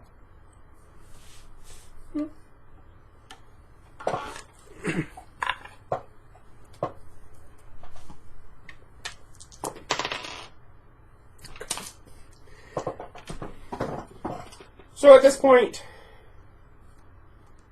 it's seeming to follow you. Do you do anything before it gets to you? Do I have any exploding bombs in my pockets? Probably not. Well, I don't have any offensive spells. I don't have any illusionary spells. Especially not prepared. I have a dagger. I'm not very confident in its ability to injure the creature. I don't know if there's If I can find like a pile of brush behind a tree that will cause it to break line of sight, and then I could dive into some bush or even just some water. I mean, That's you're more or less running through a small layer of water. I know. I need to be able to break line of sight first, so it doesn't know which way I'm hiding. You make a stealth check. Otherwise, that's what I'm going for. Sorry, I have it. I get an automatic 20.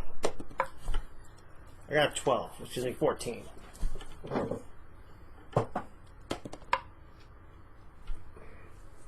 Okay.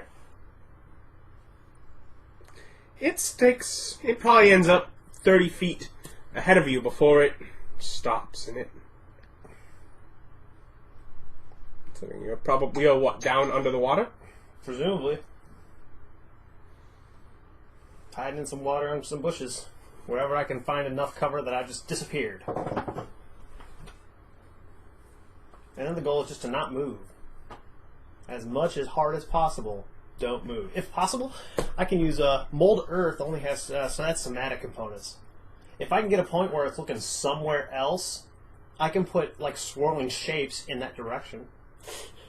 Because like if it glances at me, it looks a little to the left, swirling shapes right there. I definitely went that way. I can make colored swirling shapes. That can only be 30 feet away from you. Where it is right now, that's going to, if anything, probably bring it closer. Oh, well, yeah. Then I do nothing. I hold my ground. But it starts to back a bit. And you get to the point where if it turns around again, you might be able to do that. Because it's closer to you. It does not turn around again.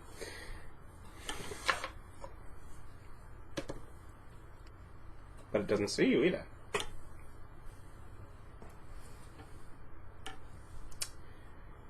You're probably just your head sitting above the water enough that you're breathing. And it does. It seems to know you're near. I'll tell it to turn its plot vision off. It's not going to. It needs to turn off its plot vision. It's cheating. You must die, Austin! But another minute or two, perhaps. And, make a perception. 11. Did the T-Rex disappear, hiding from me? It's a camo T-Rex. I'll find out. But no, but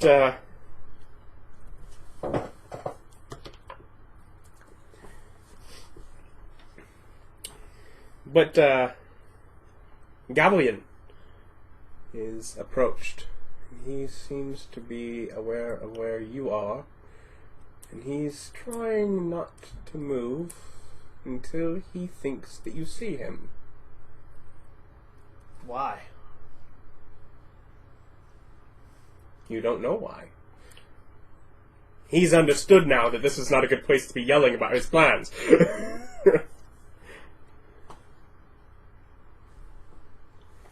But once he feels that you have, from the staff, he shoots out fire at the thing. Which it does not seem to like. Obviously.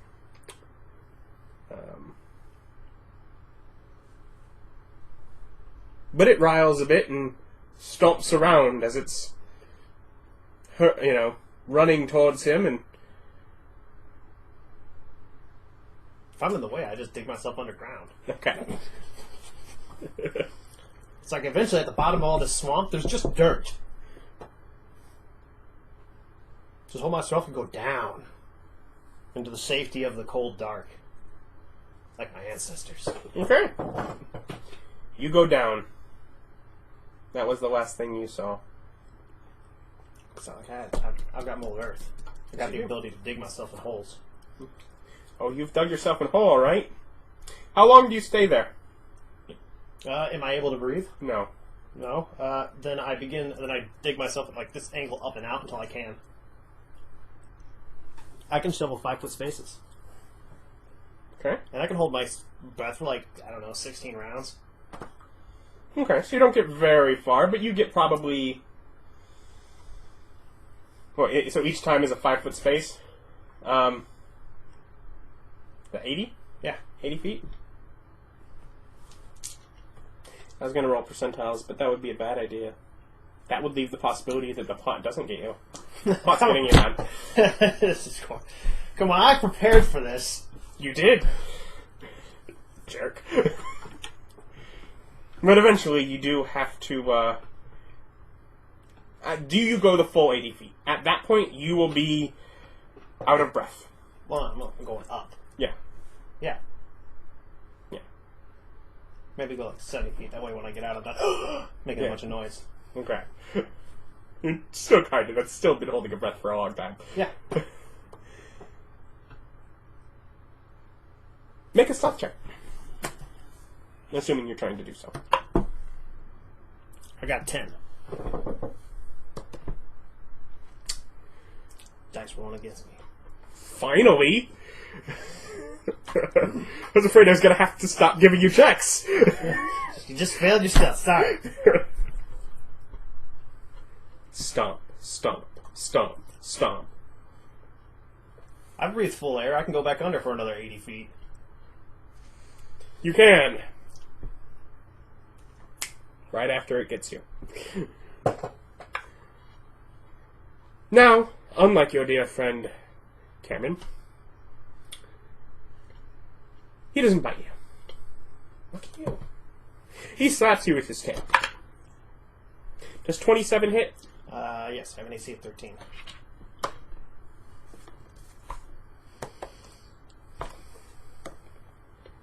No, I have an AC of 12. Does 18 bludgeoning damage. Is it... And it knocks me out, yeah. Okay. Death saving throw. Alright. What do you do? I'm unconscious. Yep. I don't do anything anymore. I make saving throws every round now. I know. I'm pretty good at those, though. Are you? I get a +3. Probably shouldn't let you make it then, should I? I get a What do you mean plus? Isn't that what it... Alright, so it's D10 and 5. Yeah, that's what do you... It's a con save, right? There's a good probability I'll make that. I don't think that was enough to instant kill me. Yeah, how many hit points do you have? 9. 9, and how much damage did it do? What was it, 18? 18, so how much damage remained after you were dropped to 0? 9. When damage reduces you to 0 hit points and there is damage remaining, you die if the remaining damage equals or exceeds your hit point maximum. That's just barely instant death. Thank you, dice. Finally. Although you did make that much more exciting than T-Rex comes up, eats you. Well, So there's a period here where you're not aware of much. And then there's a period where you... Well, I think technically, I think I actually have to do something. Hold on. That's in here. You are dead.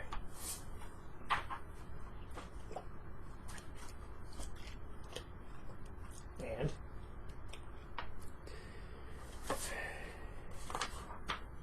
What is it?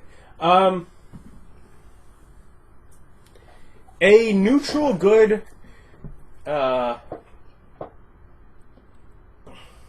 person is... I know you get over the alignment. What else do you know about it when they're trying to... It's like you get bits of information when you're trying to be risen from the dead. I don't know. You lost me. From your dead state, you can technically say no to being risen from the dead. Yes. Would you do so? Neutral good character, you might get to know more. Oh, what, about the person resing me? Yeah. No, I'm not going to say no. So you have that brief awareness. Yeah, I'll still be like... I mean, what else am I doing? But yes, you're not really sure how long has passed. But you come to... And you think, what? How? That's not right. Are you in that? Who is it? Why, it is Galleon. So? Do you get up enough that he's even going to know that, yes, you are in there? I look for my bag, my spell book, my sack of dragon shards. Yeah, your stuff is... you're probably propped up on them. Probably maybe on the bags that are more or less watertight-ish to keep you out of the water as he had you here. But more or less, it seems that you're in the same spot, but that the sword-toothed titan is gone. You're going... Tormmik? So, pretty powerful cleric, huh? No, I'm sorry. It's supposed to bring you back as someone. I've done it a few times. It's never made a golem. Look around. My golem? That'd be pretty cool. You appear to be a warforged. That is less cool. How do you get a warforged out here? What do you mean? Like, how'd you get one of these all the way out here? I know magic. Yeah, and so do I. Oh, very good. I have the ability to bring people back from the dead. Righteously. Through reincarnation.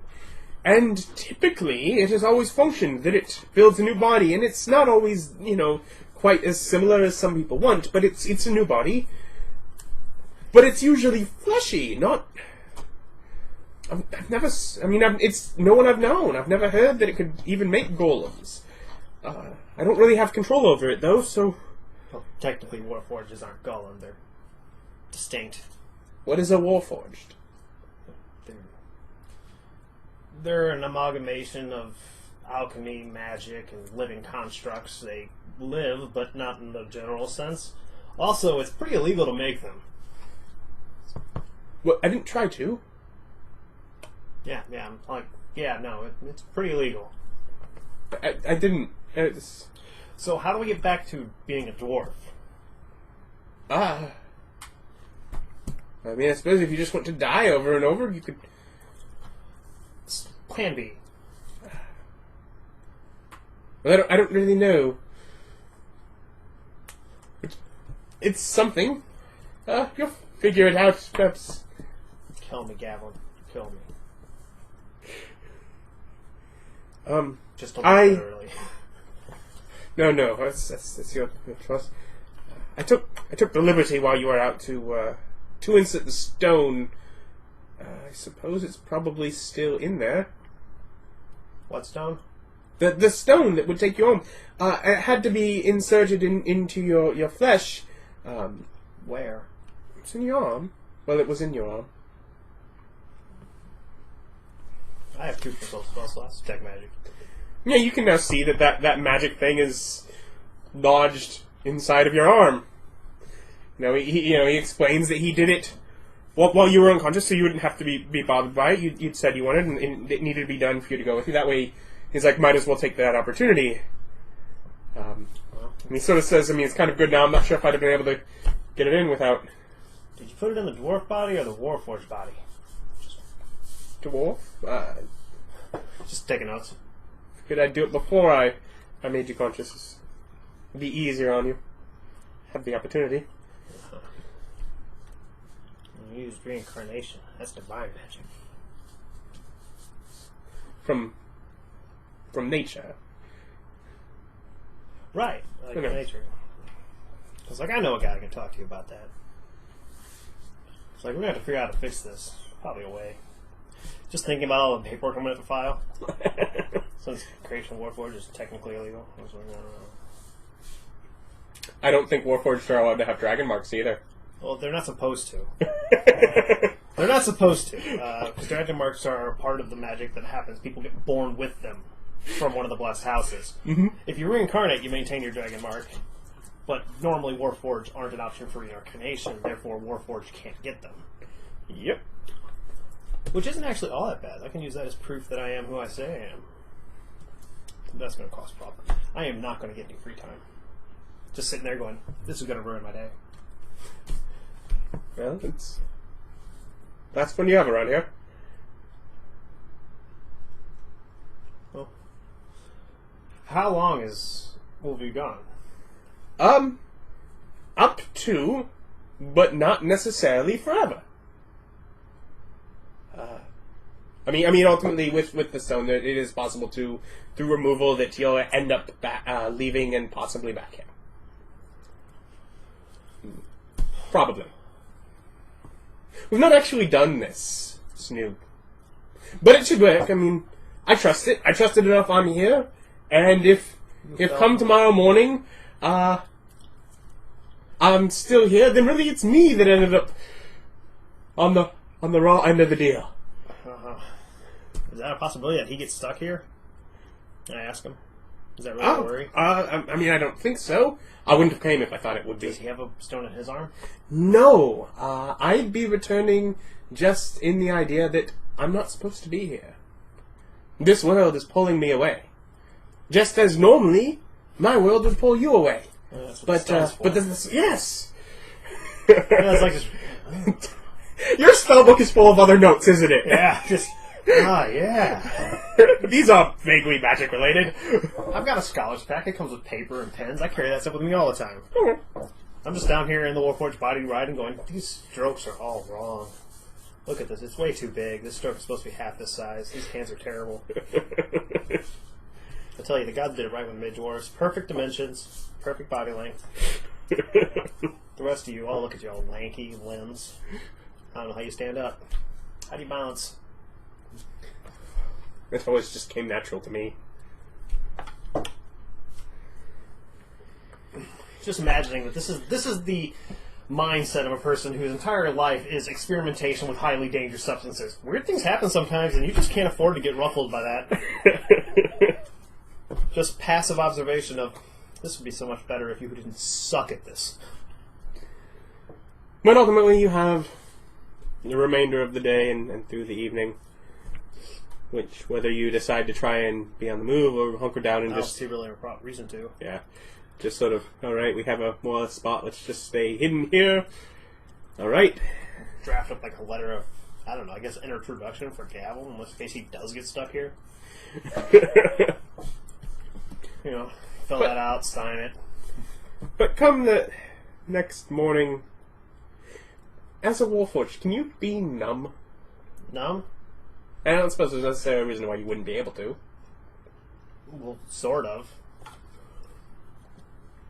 I mean, the trance state they enter is mostly they're aware of their surroundings, but subdued. Don't know. Probably not like really numb. Like they'd always be aware of it. Phantom limb, maybe. Yeah, because just that idea that ultimately what happens as the transformation starts is that the idea that, you know, your limbs and you're around the arm and then going forward, your body goes to like your arm falls asleep, you know, and it spreads, that tingly feeling. Oh yeah, Warforgers probably wouldn't have that. But being sort of kind of constructs. But then, oh yeah, we'll spend the day, you know, telling Gavin this is the general geography. This is who you talk to if you get stuck here. They're the most. He seemed pretty confident that he wouldn't, but the more you talk about it, the more he starts to worry. Until you know, and you've slept, and in the morning he is sort of he's to be soon, and he seems good. It's working. We're going. He seems sort of looking at his arms. Any moment now. Cast detect magic. Yeah, both of you. Yeah, no, I'm just going to use it to observe the transfer. Take notes. But if I plan on copying and reproducing these effects to better, so I can get back, I'm going to need to pay attention. But generally, the idea is he's going numb. Things start to fade. Things fade to white, and you end up landing. Probably you were covered in mess. Probably spilling a bit of mess onto a hardwood floor. lovely buildings, some light coming through, even some stained glass windows, You know what stuff I tapestries. and don't stuff. have? What? Prestidigitation. I don't have a spell to clean things. You have 2 not prestidigitations. Yeah. Like a single function of prestidigitation, except amped up. Yep. But yeah, you end up sort of spilled out on this wooden floor, room, tapestries, stained glass windows, whatever, nice room. You hear... Is Gavlin here? Yes. Didn't need the letter of introduction after all. And he stands up, but you don't feel quite so well. Please, I've been sitting this whole time. I don't want to test these gigantic legs.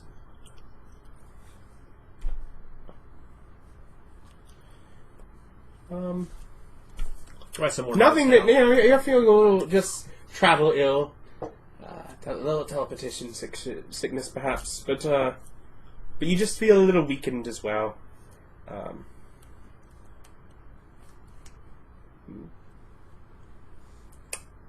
he stands, and you hear some people in the distance, and you don't understand them.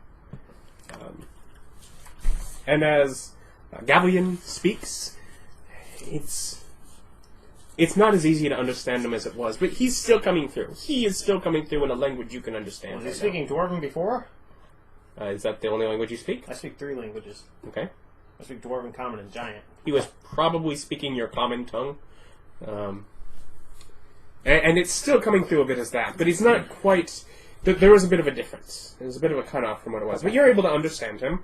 And he's... but you hear voices, further off, footsteps through wooden rooms. Hustle and bustle. Yeah.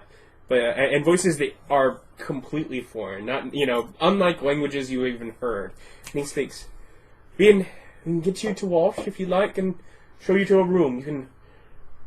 You can rest some more and rest this off.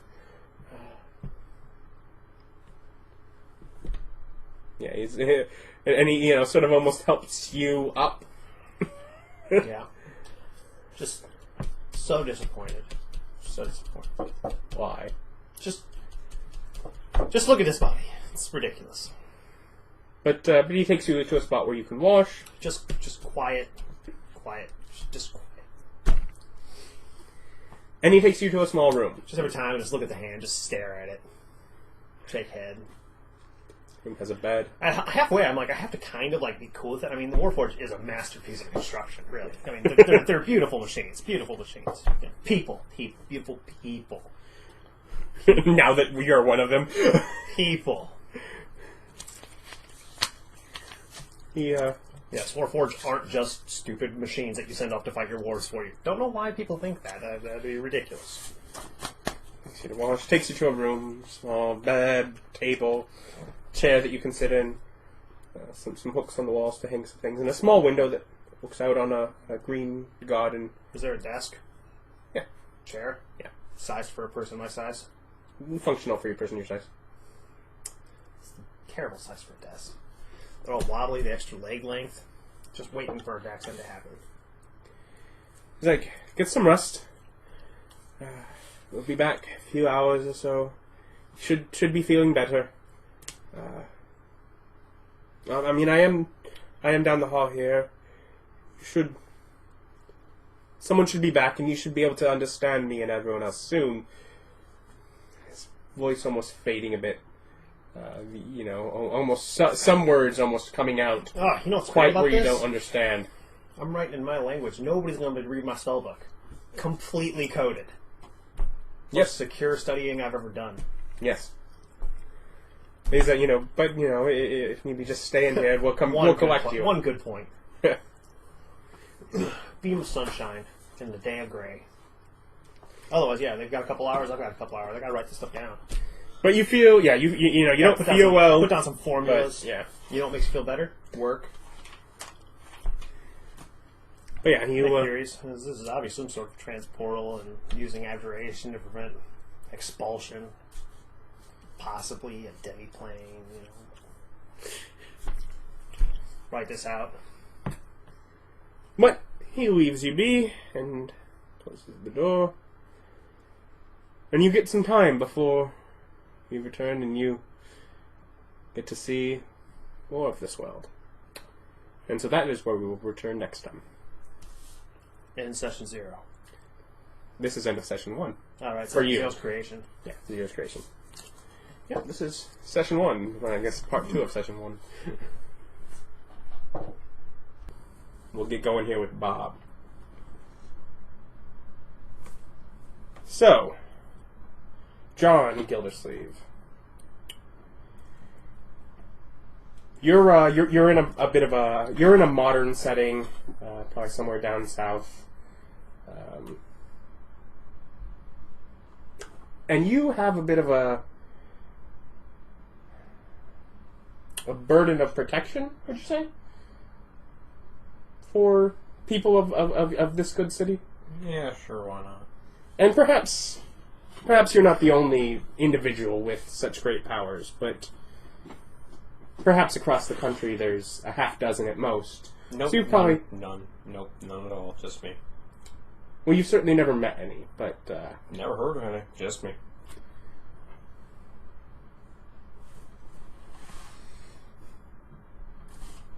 I'm disagreeing with the narrative. That's what's happening here.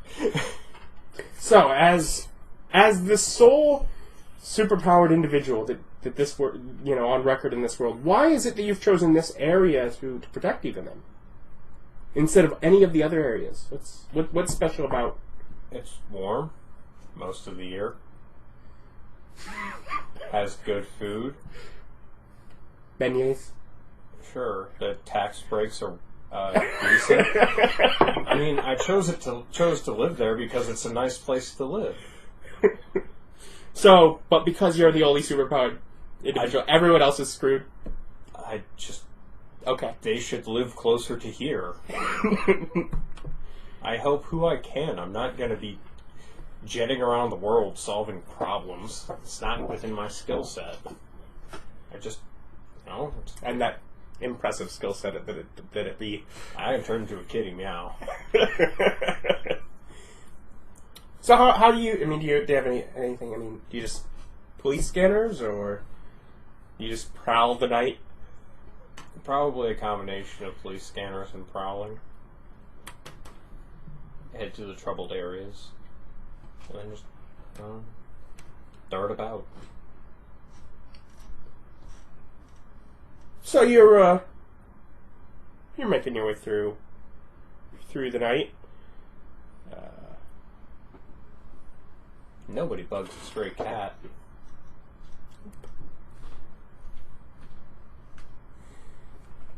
You know what? Let's make this easy. In the distance, you hear gunshots.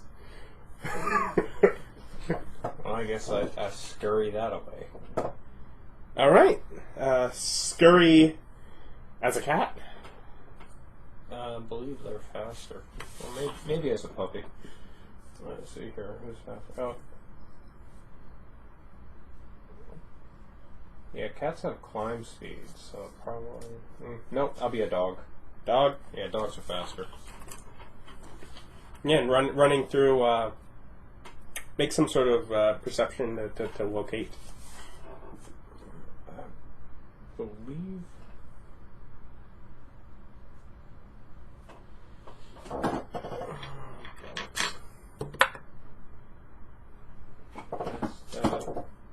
I actually have perception. Look at me taking stuff.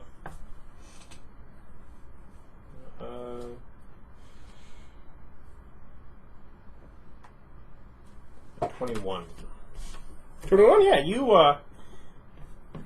it's on the outskirts of town, bit of a poorer neighborhood out there, and you find, you locate the house where, the gunshots had been fired from, but you hear nothing inside anymore, and the lights are out.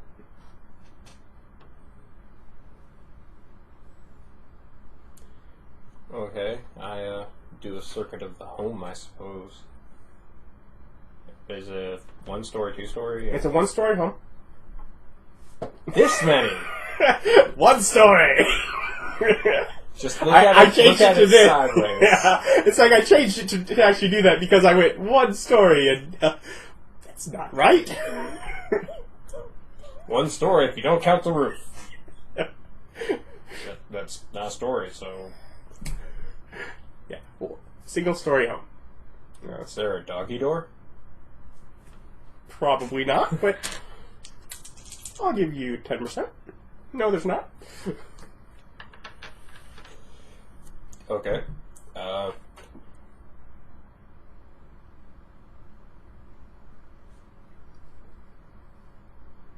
I guess I turn back into a human and stealthily look in the window. Stealthily. Perception to look. I was taking it stealthily. Mm-hmm. Fine, I'll do a perception. You can do both if you want that to be your stealth, and then take another. That's fine. I'm just saying what you need when you look. You could still have your I'm not on the scene. 20 on my perception and a more than that on my stealthiness. Okay. Well, you are stealthy. That's no problem. 22 on my stealthiness. It's the lights are out inside. It's hard to see, but you feel, and perhaps knowing I that have dark vision.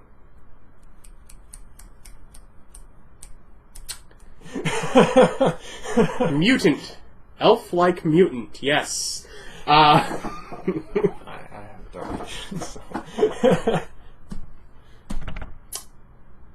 There's that dude. there's right there. there's a body slumped over on the floor in there.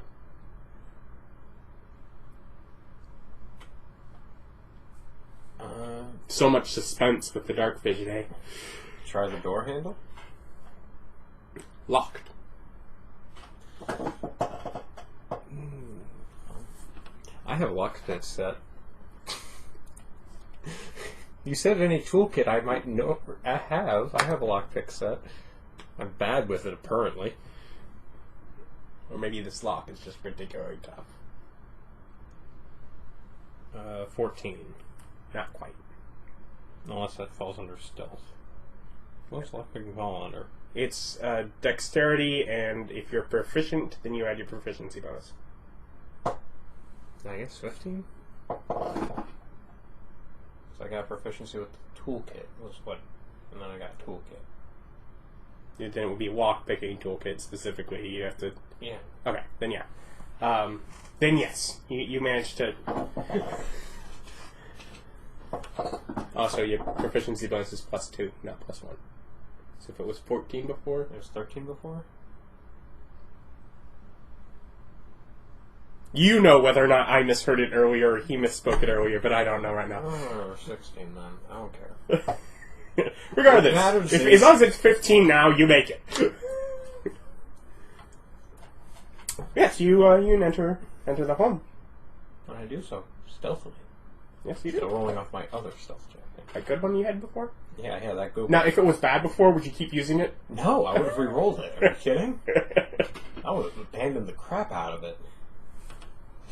Yeah, no problem. You make your way in. I do have a passive perception of 16. I don't care. I go and check the corpse. It's a corpse. A woman, probably 30s. Is she alright? No, she's been shot 3 times, and you ran over here as a dog, so bleeding pretty bad, pretty much dead. Pretty much dead or actually dead? Dead. Okay. I check the house. All right. Let's do investigation. That's not a perception. Can I, just not really pay attention to anything and then check the house? No, you can make an investigation. It doesn't matter. Well, that sucks for her. Oh well, abandon this case. Pull out my celly, call 911, and then leave.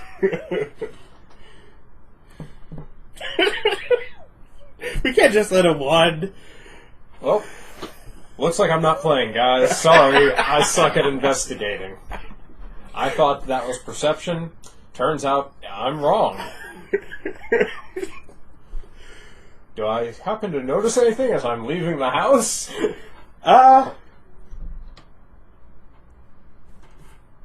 Why I'm rolling dice and thinking the possibility of no is silly, but okay.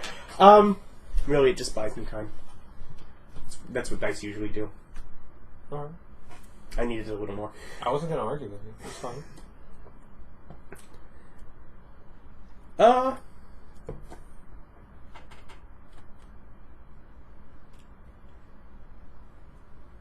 Yeah, you can't really find who or what's there.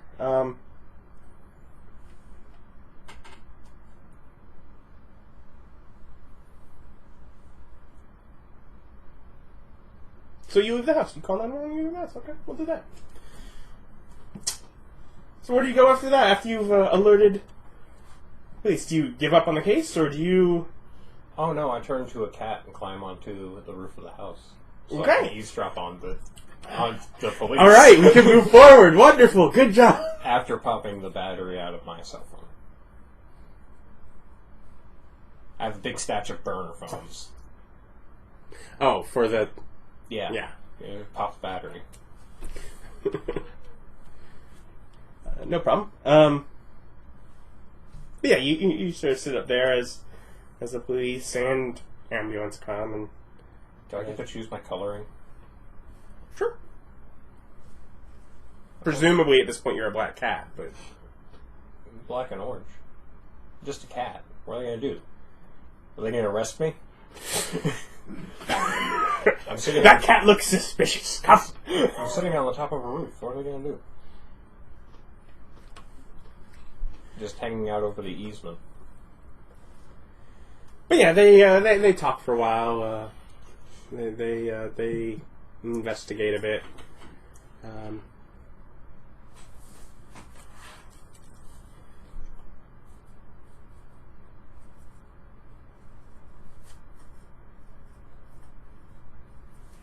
You over here, the name, primary suspect would be the husband, Fines Goodman. So I gotta find Goodman. You want to change that name real quick, or are you gonna stick with Fines Goodman? Fines. His name's Fines. The name's Fines. You made an easily punnable name. This is not my fault. Don't glare at me. You're.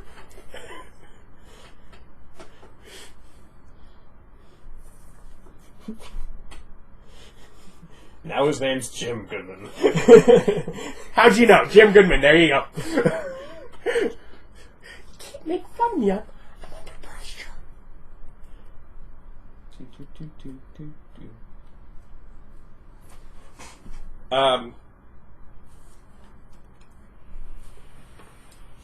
He has a gun under his name, matches, They don't whatever. have those. What? I'm pretty sure Louisiana doesn't have registration. Yeah, well, I never said Louisiana. Thanks for bringing it up. It's a southern state. Yeah? I don't think any of them do. Well, I could be wrong. If I'm wrong, go ahead and comment below. fine. Husband, that, car's missing. There's a gun safe, probably. Though he shoots his wife, so he's obviously not a responsible firearm owner.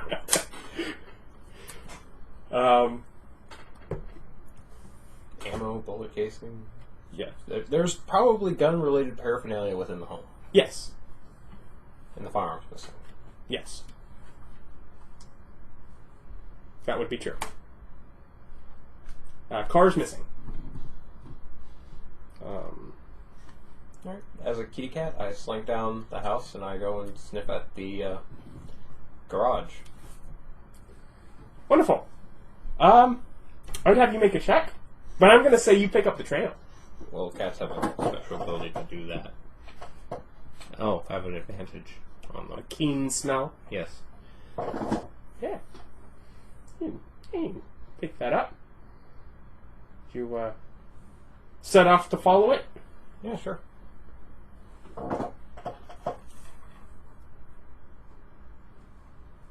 Oh. Dog has that and hearing. Yeah. Thing with But obviously, if you turn from cat to dog while right next to the police, that might raise a little suspicion. yeah, I just wait till they can't. I scamper off and then I turn to a dog. And dog moves faster as you're heading out. Now, perception. I believe that gives you advantage. It does. So 20 or mayhaps or 20. Oh, wasn't I filming that? That's good. He just rolled 2 20s. You get no more of those for like the rest of the campaign. I'm taking the second one. Are you sure? What if the first one's better? It's not. I've weighed the values of all the numbers, and I'm taking the second one. So what does that give you?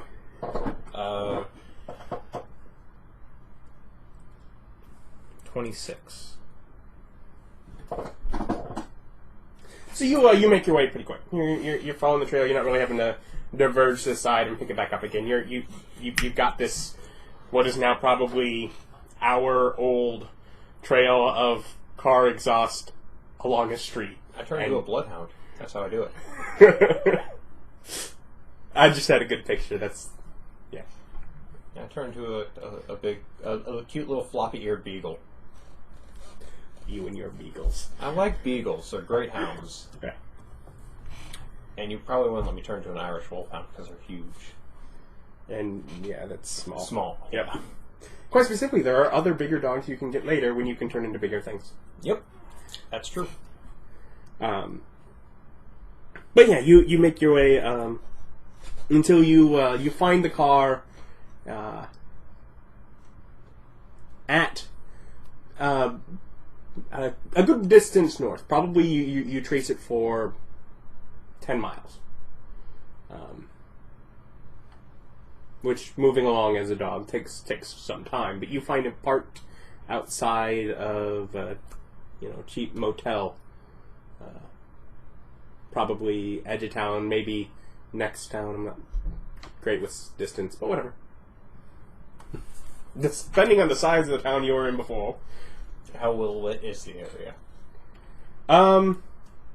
There are lights beside each door that you enter in through the outside, and the reception area is lit up enough to know open, vacancy, probably some flashing, but probably from the street, pretty dark. But the motel itself has lights, along it.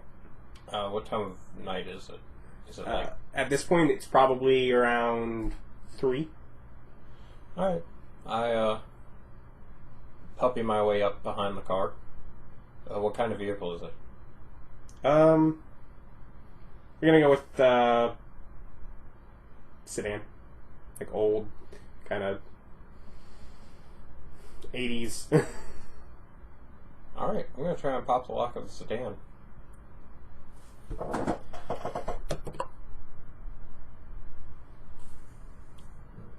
17, 18, 19, 21? 21's gonna get you in. You're getting into the body or into the trunk? The body. Body.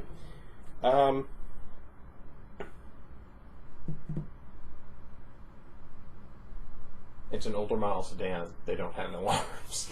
Yeah, no, that wasn't the thought. But my thought is, where is what? But yeah, you basically, what I'm going to do is do a quick look around, pump the hood, and disconnect the battery cables. Okay, yeah. Probably at this point, yeah, you find some grocery bags, maybe some extra clothes sort of stashed in like the floorboard of the passenger. A few things just sort of seem hurriedly put in there. Just check the check any center console and check the glove compartment. You do not see a firearm. That's cash, jewelry. What? They don't Paperwork and stuff. That's Yeah, it's paperwork. I don't know. Maybe you find like a gift card to Applebee's. Oh, no one would want that. I leave that piece of junk in there. And what room is he parked in front of? He's parked in front of room 2, but it's also like from the the front lobby area. It's like there's like even maybe only one other empty spot from like moving down that direction. Almost like well, some people have parked in front of rooms. He could be in that room, or he could have just parked closest as he could get to go check in. But Do you see any pictures of this Jim fella at the house? did you? No, you failed to investigate that. I am bad at that. Okay.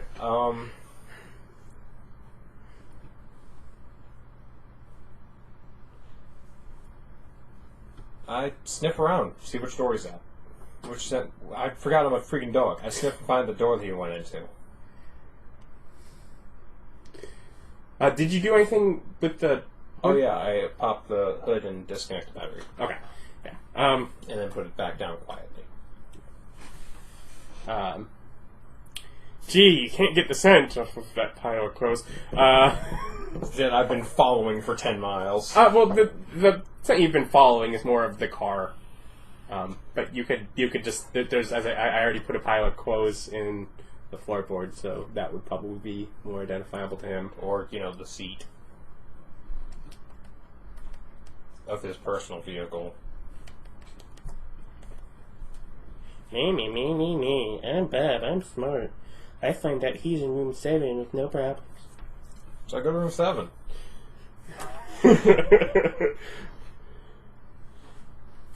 Okay. Locked. Lights off, but the outside light is on. Curtain drawn? Yes.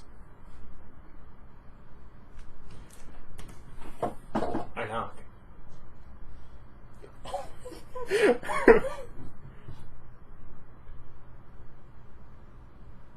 No response.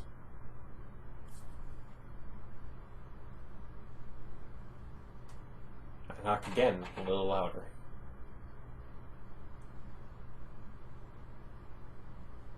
Perception. Oh, why do I have to fail? I'd like to say again that my passive is 16. 14. You say that like that's bad. That's a pretty good result. On an 8? At level 1, yeah. I Yeah. guess. He doesn't respond, but you do think you hear something moving around in there. Like, buddy, I accidentally dinged your car door. What? I pulled into the spot next to you and I dinged your car door. I went to ask the guy at reception whose car it was. I don't want you to come out like thinking someone just dinged it and ran off. Don't worry. Old thing. No problem. No, man, I got like a couple $100. I'll help you fix it up. I mean, it's cash. I don't want this on my conscience.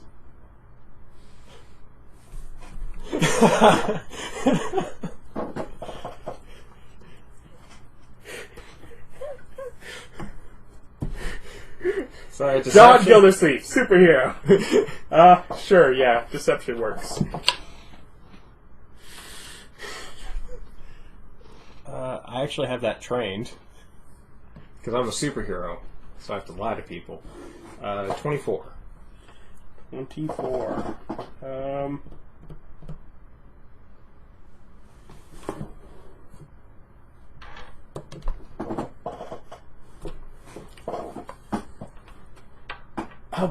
Yeah, just a moment.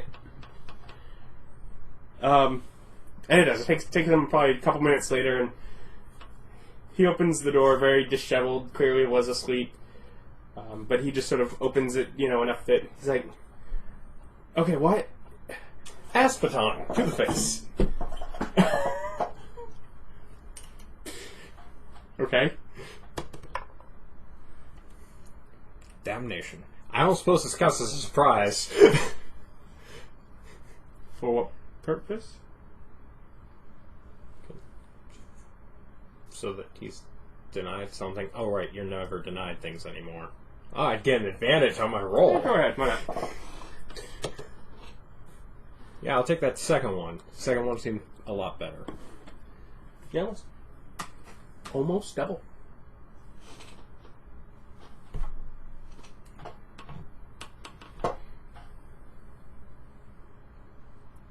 $23?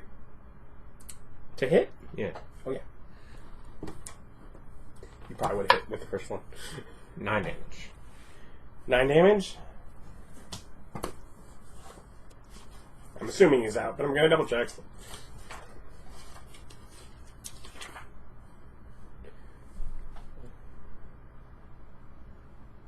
Yes. He's dead. I wanted to knock him unconscious. Okay, you chose non-lethal? Yeah. Okay.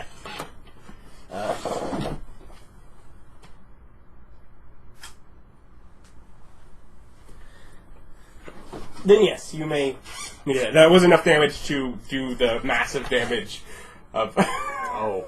So... Oops. Alright, But yeah, you can choose non-lethal still. Yeah, I take out my super glue and I glue his hands together. You can't get to him. He's in the room. The door's chained. Are you kidding me? I push and the chain breaks. Those things are jokes. It still makes noise. So the point being, do you choose a... Fine, I turn into a rat.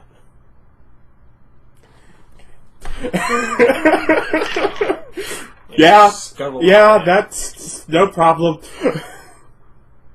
Yeah, you're in. Alright. Obstacle avoided. You're gonna do that a lot this campaign, aren't you? Yeah, that's my superpower. So, You were gluing him, you said? yeah, I was gonna super glue his hands together. It's obnoxious. Yeah, but he can't remove it. Well, you can. I've used a lot, and you crush the hands completely together. Don't make me super glue this guy's arms together like this. Anyways, yeah, super glue his hands together. Alright, and then I search this room for money. Latex gloves. Do you search him? Yeah. Okay, yeah, he has a wallet. He probably has, some $80. Mine. Okay. And then, wedding ring. It's gold, right? He got a wedding ring, doesn't he? Yeah. Mine. And then I'm gonna go ahead and take his cell phone Okay. and call the cops. All right. That's gonna pick up. Yeah, that's okay. You do also find his gun. I'm gonna leave that. Okay. Unless, does it have 40 cal ammo? No. Okay, yeah, I call the cops. Yeah. And I take an unusually high voice. Okay. And I explain to him that, hey, I found Jim Goodman. He killed his wife tonight, so I knocked him unconscious and left him in his hotel room. This is the hotel room. You probably want to hurry up. I mean, I've super glued his hands together, but... Yeah, best of luck to you, though. I mean, they tell you, of course, stay on the line and... Okay. I put the line on the dude's chest, put the phone on his chest, and then rat out, cat up the building. All right. And then I hang up on the top of the building as a cat. A black and orange cat. with the exact same markings as That before. sounds like you're trying to get caught. No, I like black and orange cats. No one's going to associate that they're the same cat. They're just going to be like, I know. weird. That's not what I'm thinking about. I'm thinking about the actual integration that I have to do here.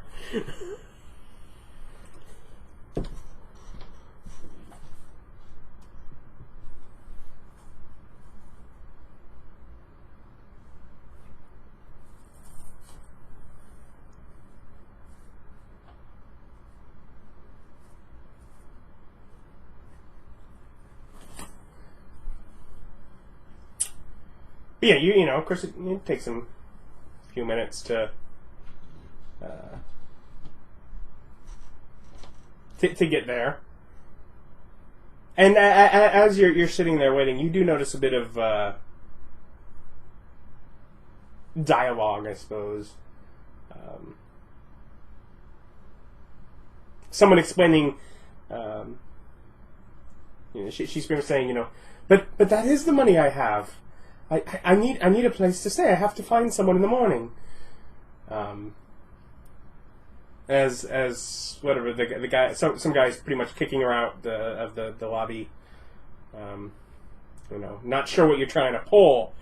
You know, that's, you know, I'm not falling for that. That's, you know, what you paying in doubloons? Bit of a unusual situation, but I climbed down the building. okay. Actually, I scoot back, turn, get the $80 I stole from that dude, put it down, turn back into a cat, take it up in my mouth. Okay. And then I climb over and get to the lady who is trying to... She's dressed oddly. I put down and meow at her. And I nudge the money at her. She'll pet you, but doesn't seem to. I pick up the money and I climb up on her, onto her shoulder. And then... Is the dude still looking at her? No, he's gone back inside. I put the money in her. Like, does she have a pocket? No. Oh, I just keep She's poking in sort her. of robe. I keep poking her in the face with the money. She throws it off to the side. She tries to lift you off the shoulder to set you back on the ground. Calm down, kitty. I chuff at her. And I walk over behind the car and turn to a person. And then walk out, pick up the money, and say, "This is money. What? That's money. What value That's could it hold? This is paper. Yes, we have a very interesting system. And I begin explaining our economic system where our money is based off what we think it's worth. We switched away from the gold standard back a while back so that our money actually gained value because people think it's worth money. That is ridiculous. Yeah, such is life. So you've devalued gold, and you know, she holds out what is, you know, 3 or 4 just large golden coins, and decided that, and probably around this time, you know, the cops are pretty close to being here. You can hear sirens on their way. As I'm just like, yeah, you're probably going to find a different place to stay. Best of luck to you, though. And I walk off. And as soon as I'm Wait, around what? the corner, I turn into a cat and scamper off.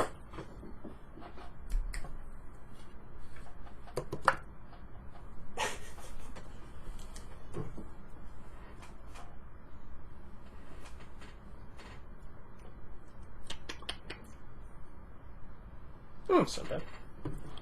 All right.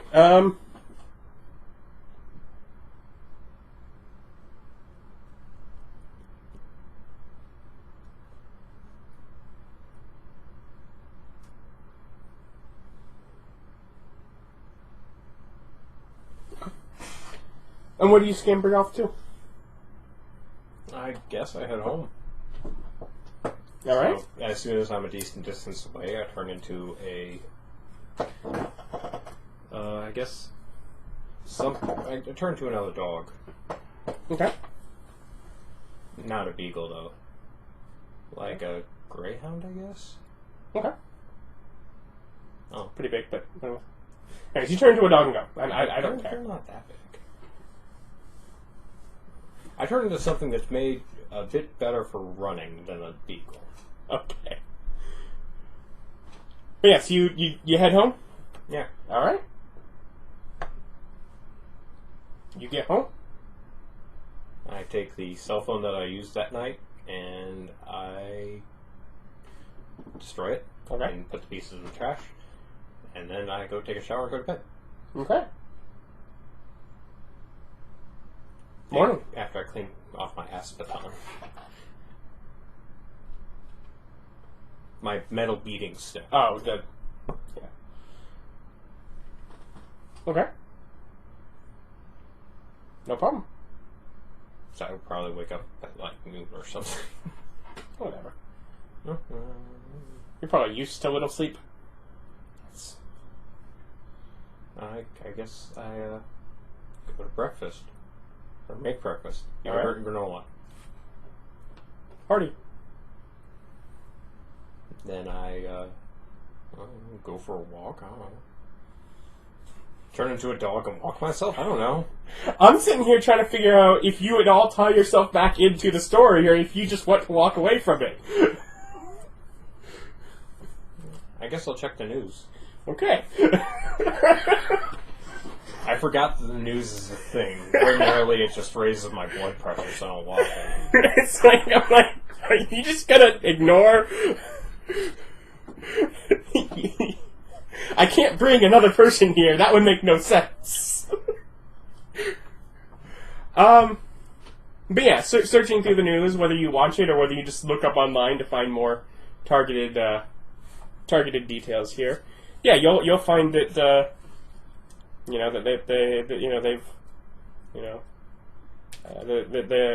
they've caught him and a vigilante strikes again.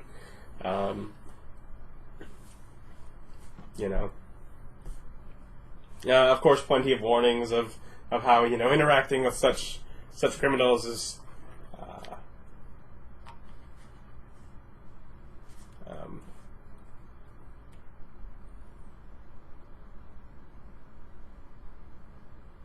dangerous, and then of course all the advice, let's not get any copycats. But Copycats. I didn't mean to. No pun intended. No, I chuckle when they bring it up on the news. Copycats. But yeah, I get rid of my old bottle of super glue.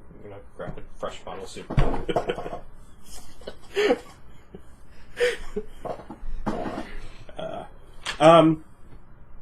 You do spot the woman in sort of the footage, and you do find probably a footnote about it. Essentially, what has aligned to what they decided to assume to be drunk in public. She got arrested. Yeah, she got arrested for her misdealings with the police officers. Oh. And I mean, as I said, it's in a bit of the news footage. You can see where she's just sitting there, completely confused as to what is even going on. Oh, this poor lady. I'm going to help her out. I'm going to go down to the police station. Okay. And I'll wait outside. She should be out about now. Yeah, fine. Fine morning. Okay. Yeah. I pick up a couple granola bars. And a cup of coffee or two. Yeah, 2 cups of coffee and some bag of donuts. Okay.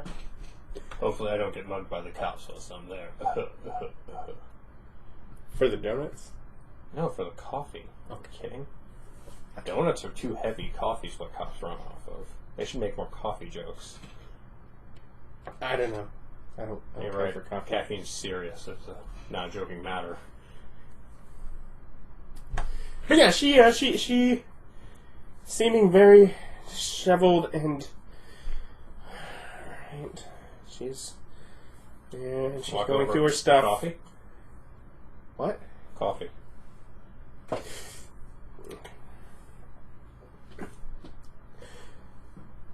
Hi. Granola bar? Okay. Oh, wait, no. Donut. I didn't have granola bars. You Uh, eat the donut, you drink the coffee. Come on. Okay. Who are you looking for? Someone to bring home. Just go. Oh, I guess everyone's looking for love, whatever. Oh, no, I'm from another world. I'm much more pleasant than this place, and your horrible accommodations and You got air nonsense. conditioning? What? Toilet paper? What? Air conditioning. You notice how the building was nice and cool even though it's hot as balls out here? So? It's pleasant out here. I don't know what you're talking about. Yes, well... Anyway. Yeah, I can see how you could be from a different world. Readily accepting. Readily magic's real, I turn to cats. Like, yeah, I can see how that happens. But yes, I'm here. My employer has sent a few of us out to Drink to the find. It'll help. It's a stimulant. Hot. No, duh, it's coffee. As I drink mine. Anyways, I need to find someone. She takes out a nice, it's a transparent gem. Put this into them, and The what now? what? It's a suppository? A what? Goes up your bum. Oh no! I put it in your arm. That doesn't make it better. It sounds painful. Oh, not at all. It just goes right in. So you're like a wizard, Harry? Yes. Huh. Or they're not. We don't have any What? wizards. Magic. There's like none. But you turned it into a cat. Don't know what you're talking about. That's crazy talk. Can get you locked up, you know. You see the moment where she's. You have no magic. You're just realizing how different. So your question is, so where do you come from? Well, when a mommy and a daddy love each other very much, they get married and have babies.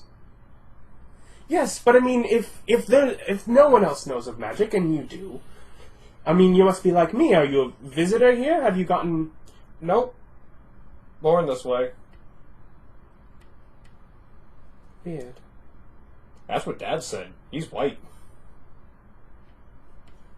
To clarify, my character is like Native American tan. Both mother and father are white. Oh yeah, because you're whatever your skin color from being your elf. Yeah. Was it wood elf? Yeah, Yeah, completely ruined their marriage. Never believed Mom that she didn't cheat on him. Still. Of course, I'm not inclined to believe her really either. Huh? Magic is weird. Who knows? But yeah, no, you're probably to her the most normal person here. I couldn't guarantee you'd ever get back. I can guarantee an adventure of a lifetime if you would like to go.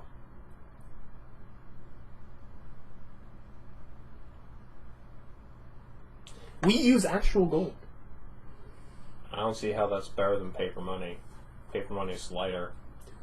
You don't have to convince people that gold has value. Oh, no, you don't have to here either. You just have to go to a pawn That's shop. not what you or said. a coin shop. No, gold has value here. There's an exchange rate. I'm not sure what it is today. I pull out my phone and check it. Magic anyone can do.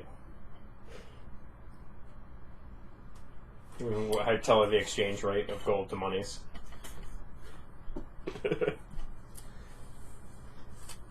Yeah. Also, it's pretty much accepted everywhere that gold has value. Most places have either a gold or silver standard. America's just weird like that.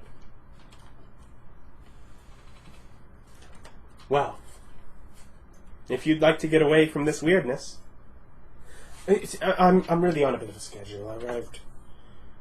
It's been 20 hours. I have 4. She has no watch. I don't know why I looked at my wrist. I was about to give you crap about it. It's a tick that I have as a person, and I didn't mean to transfer. You don't to the wear character. a watch. I know, but it is. Have you never noticed that when I think about the time? Nope. Okay, well I do. I mean, I remember you used to wear a watch. Yeah, but I was a kid. I haven't done it in years, but I still. It's. And it's like, She's like, I have to find someone. I can't show back up empty-handed. there's more magic there? Oh yes, we train magic readily.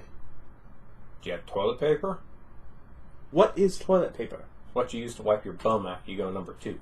Oh, well yeah. You knew what a number 2 was. She knew what wiping your bum was. Alright, yeah, let's do this. But yeah, no, a few incantations and holding the gem above your arm, it just sort of slides into your wrist. I start screaming and fall to the ground in pain. Deception check.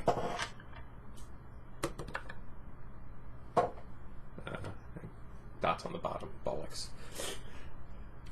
6, 8, 9, 10, 11. 11. Let's give her a chance to roll poorly. No, she rolled a 10. So she's like, and I just kind of look at her and start laughing. But you've definitely gotten attention from... It's probably the fact that I didn't drop my donut or my coffee.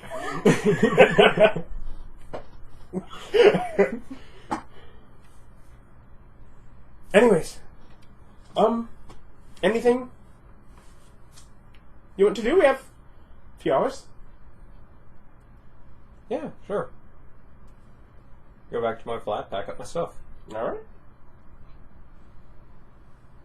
You had time to prepare. You may double your number of bullets.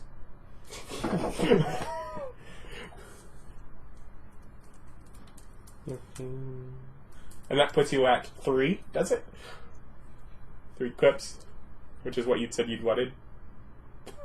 Because you were at 1.5 before. Yeah, actually, it does. There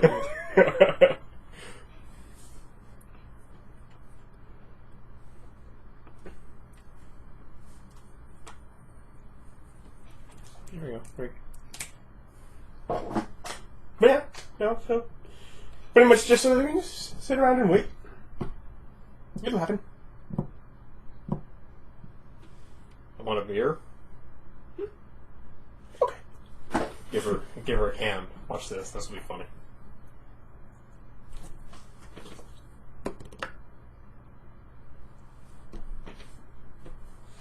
How long do you let her fumble with it before you solve it for her? I just pull one out of my own and open it. Follow suit. We use barrels. We did like 150 years ago. You want to look at a history book? Not particularly. Really, you're not interested at all at how the world advanced without magic? We have magic, no need. I have an engineering textbook around here somewhere. I can't seem to find it for the life of me. You get a little tingly, like your arms falling asleep. I grab the rest of the six-pack.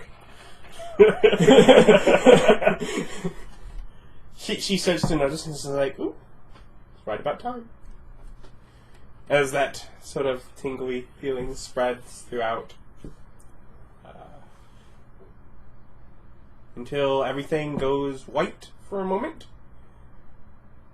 And as color comes back, you find yourself landing on a hardwood floor in a room that, let's see, what time would you arrive? In a decently lit room, there's stained glass windows, you can hear people talking in what are a bit of odd accents, but you understand what they're saying enough. They're discussing, finds on, what they found on recent outings, kind of thing. Keep drinking. You feel disoriented. I think this is not like a beer. Just essentially that. I mean, you've just teleported from your world to a new world.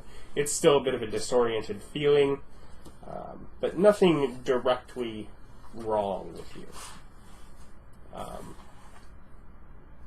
Shisa says, we have a room for you here, which I can take you for, and you can wait there for, it shouldn't be, more than 15 or so minutes. I believe I'm the last one back.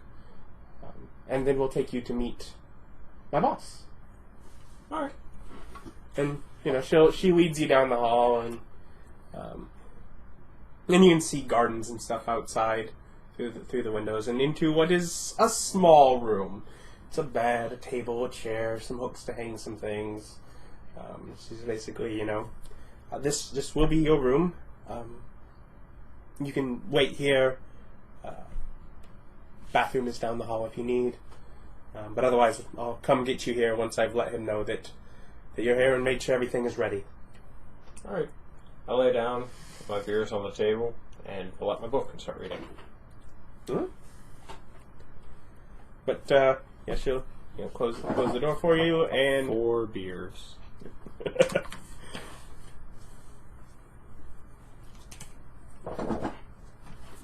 So, that would be it. That is all of session 1. I hope you enjoyed it. If you do, like and feel free to comment on whatever. And we'll be back next time for session 2, where I will collect each of them from their rooms and have them meet each other, as well as start to learn a little bit about this world and perhaps set off a bit into it. So I hope you enjoyed that. Have a great day. Bye.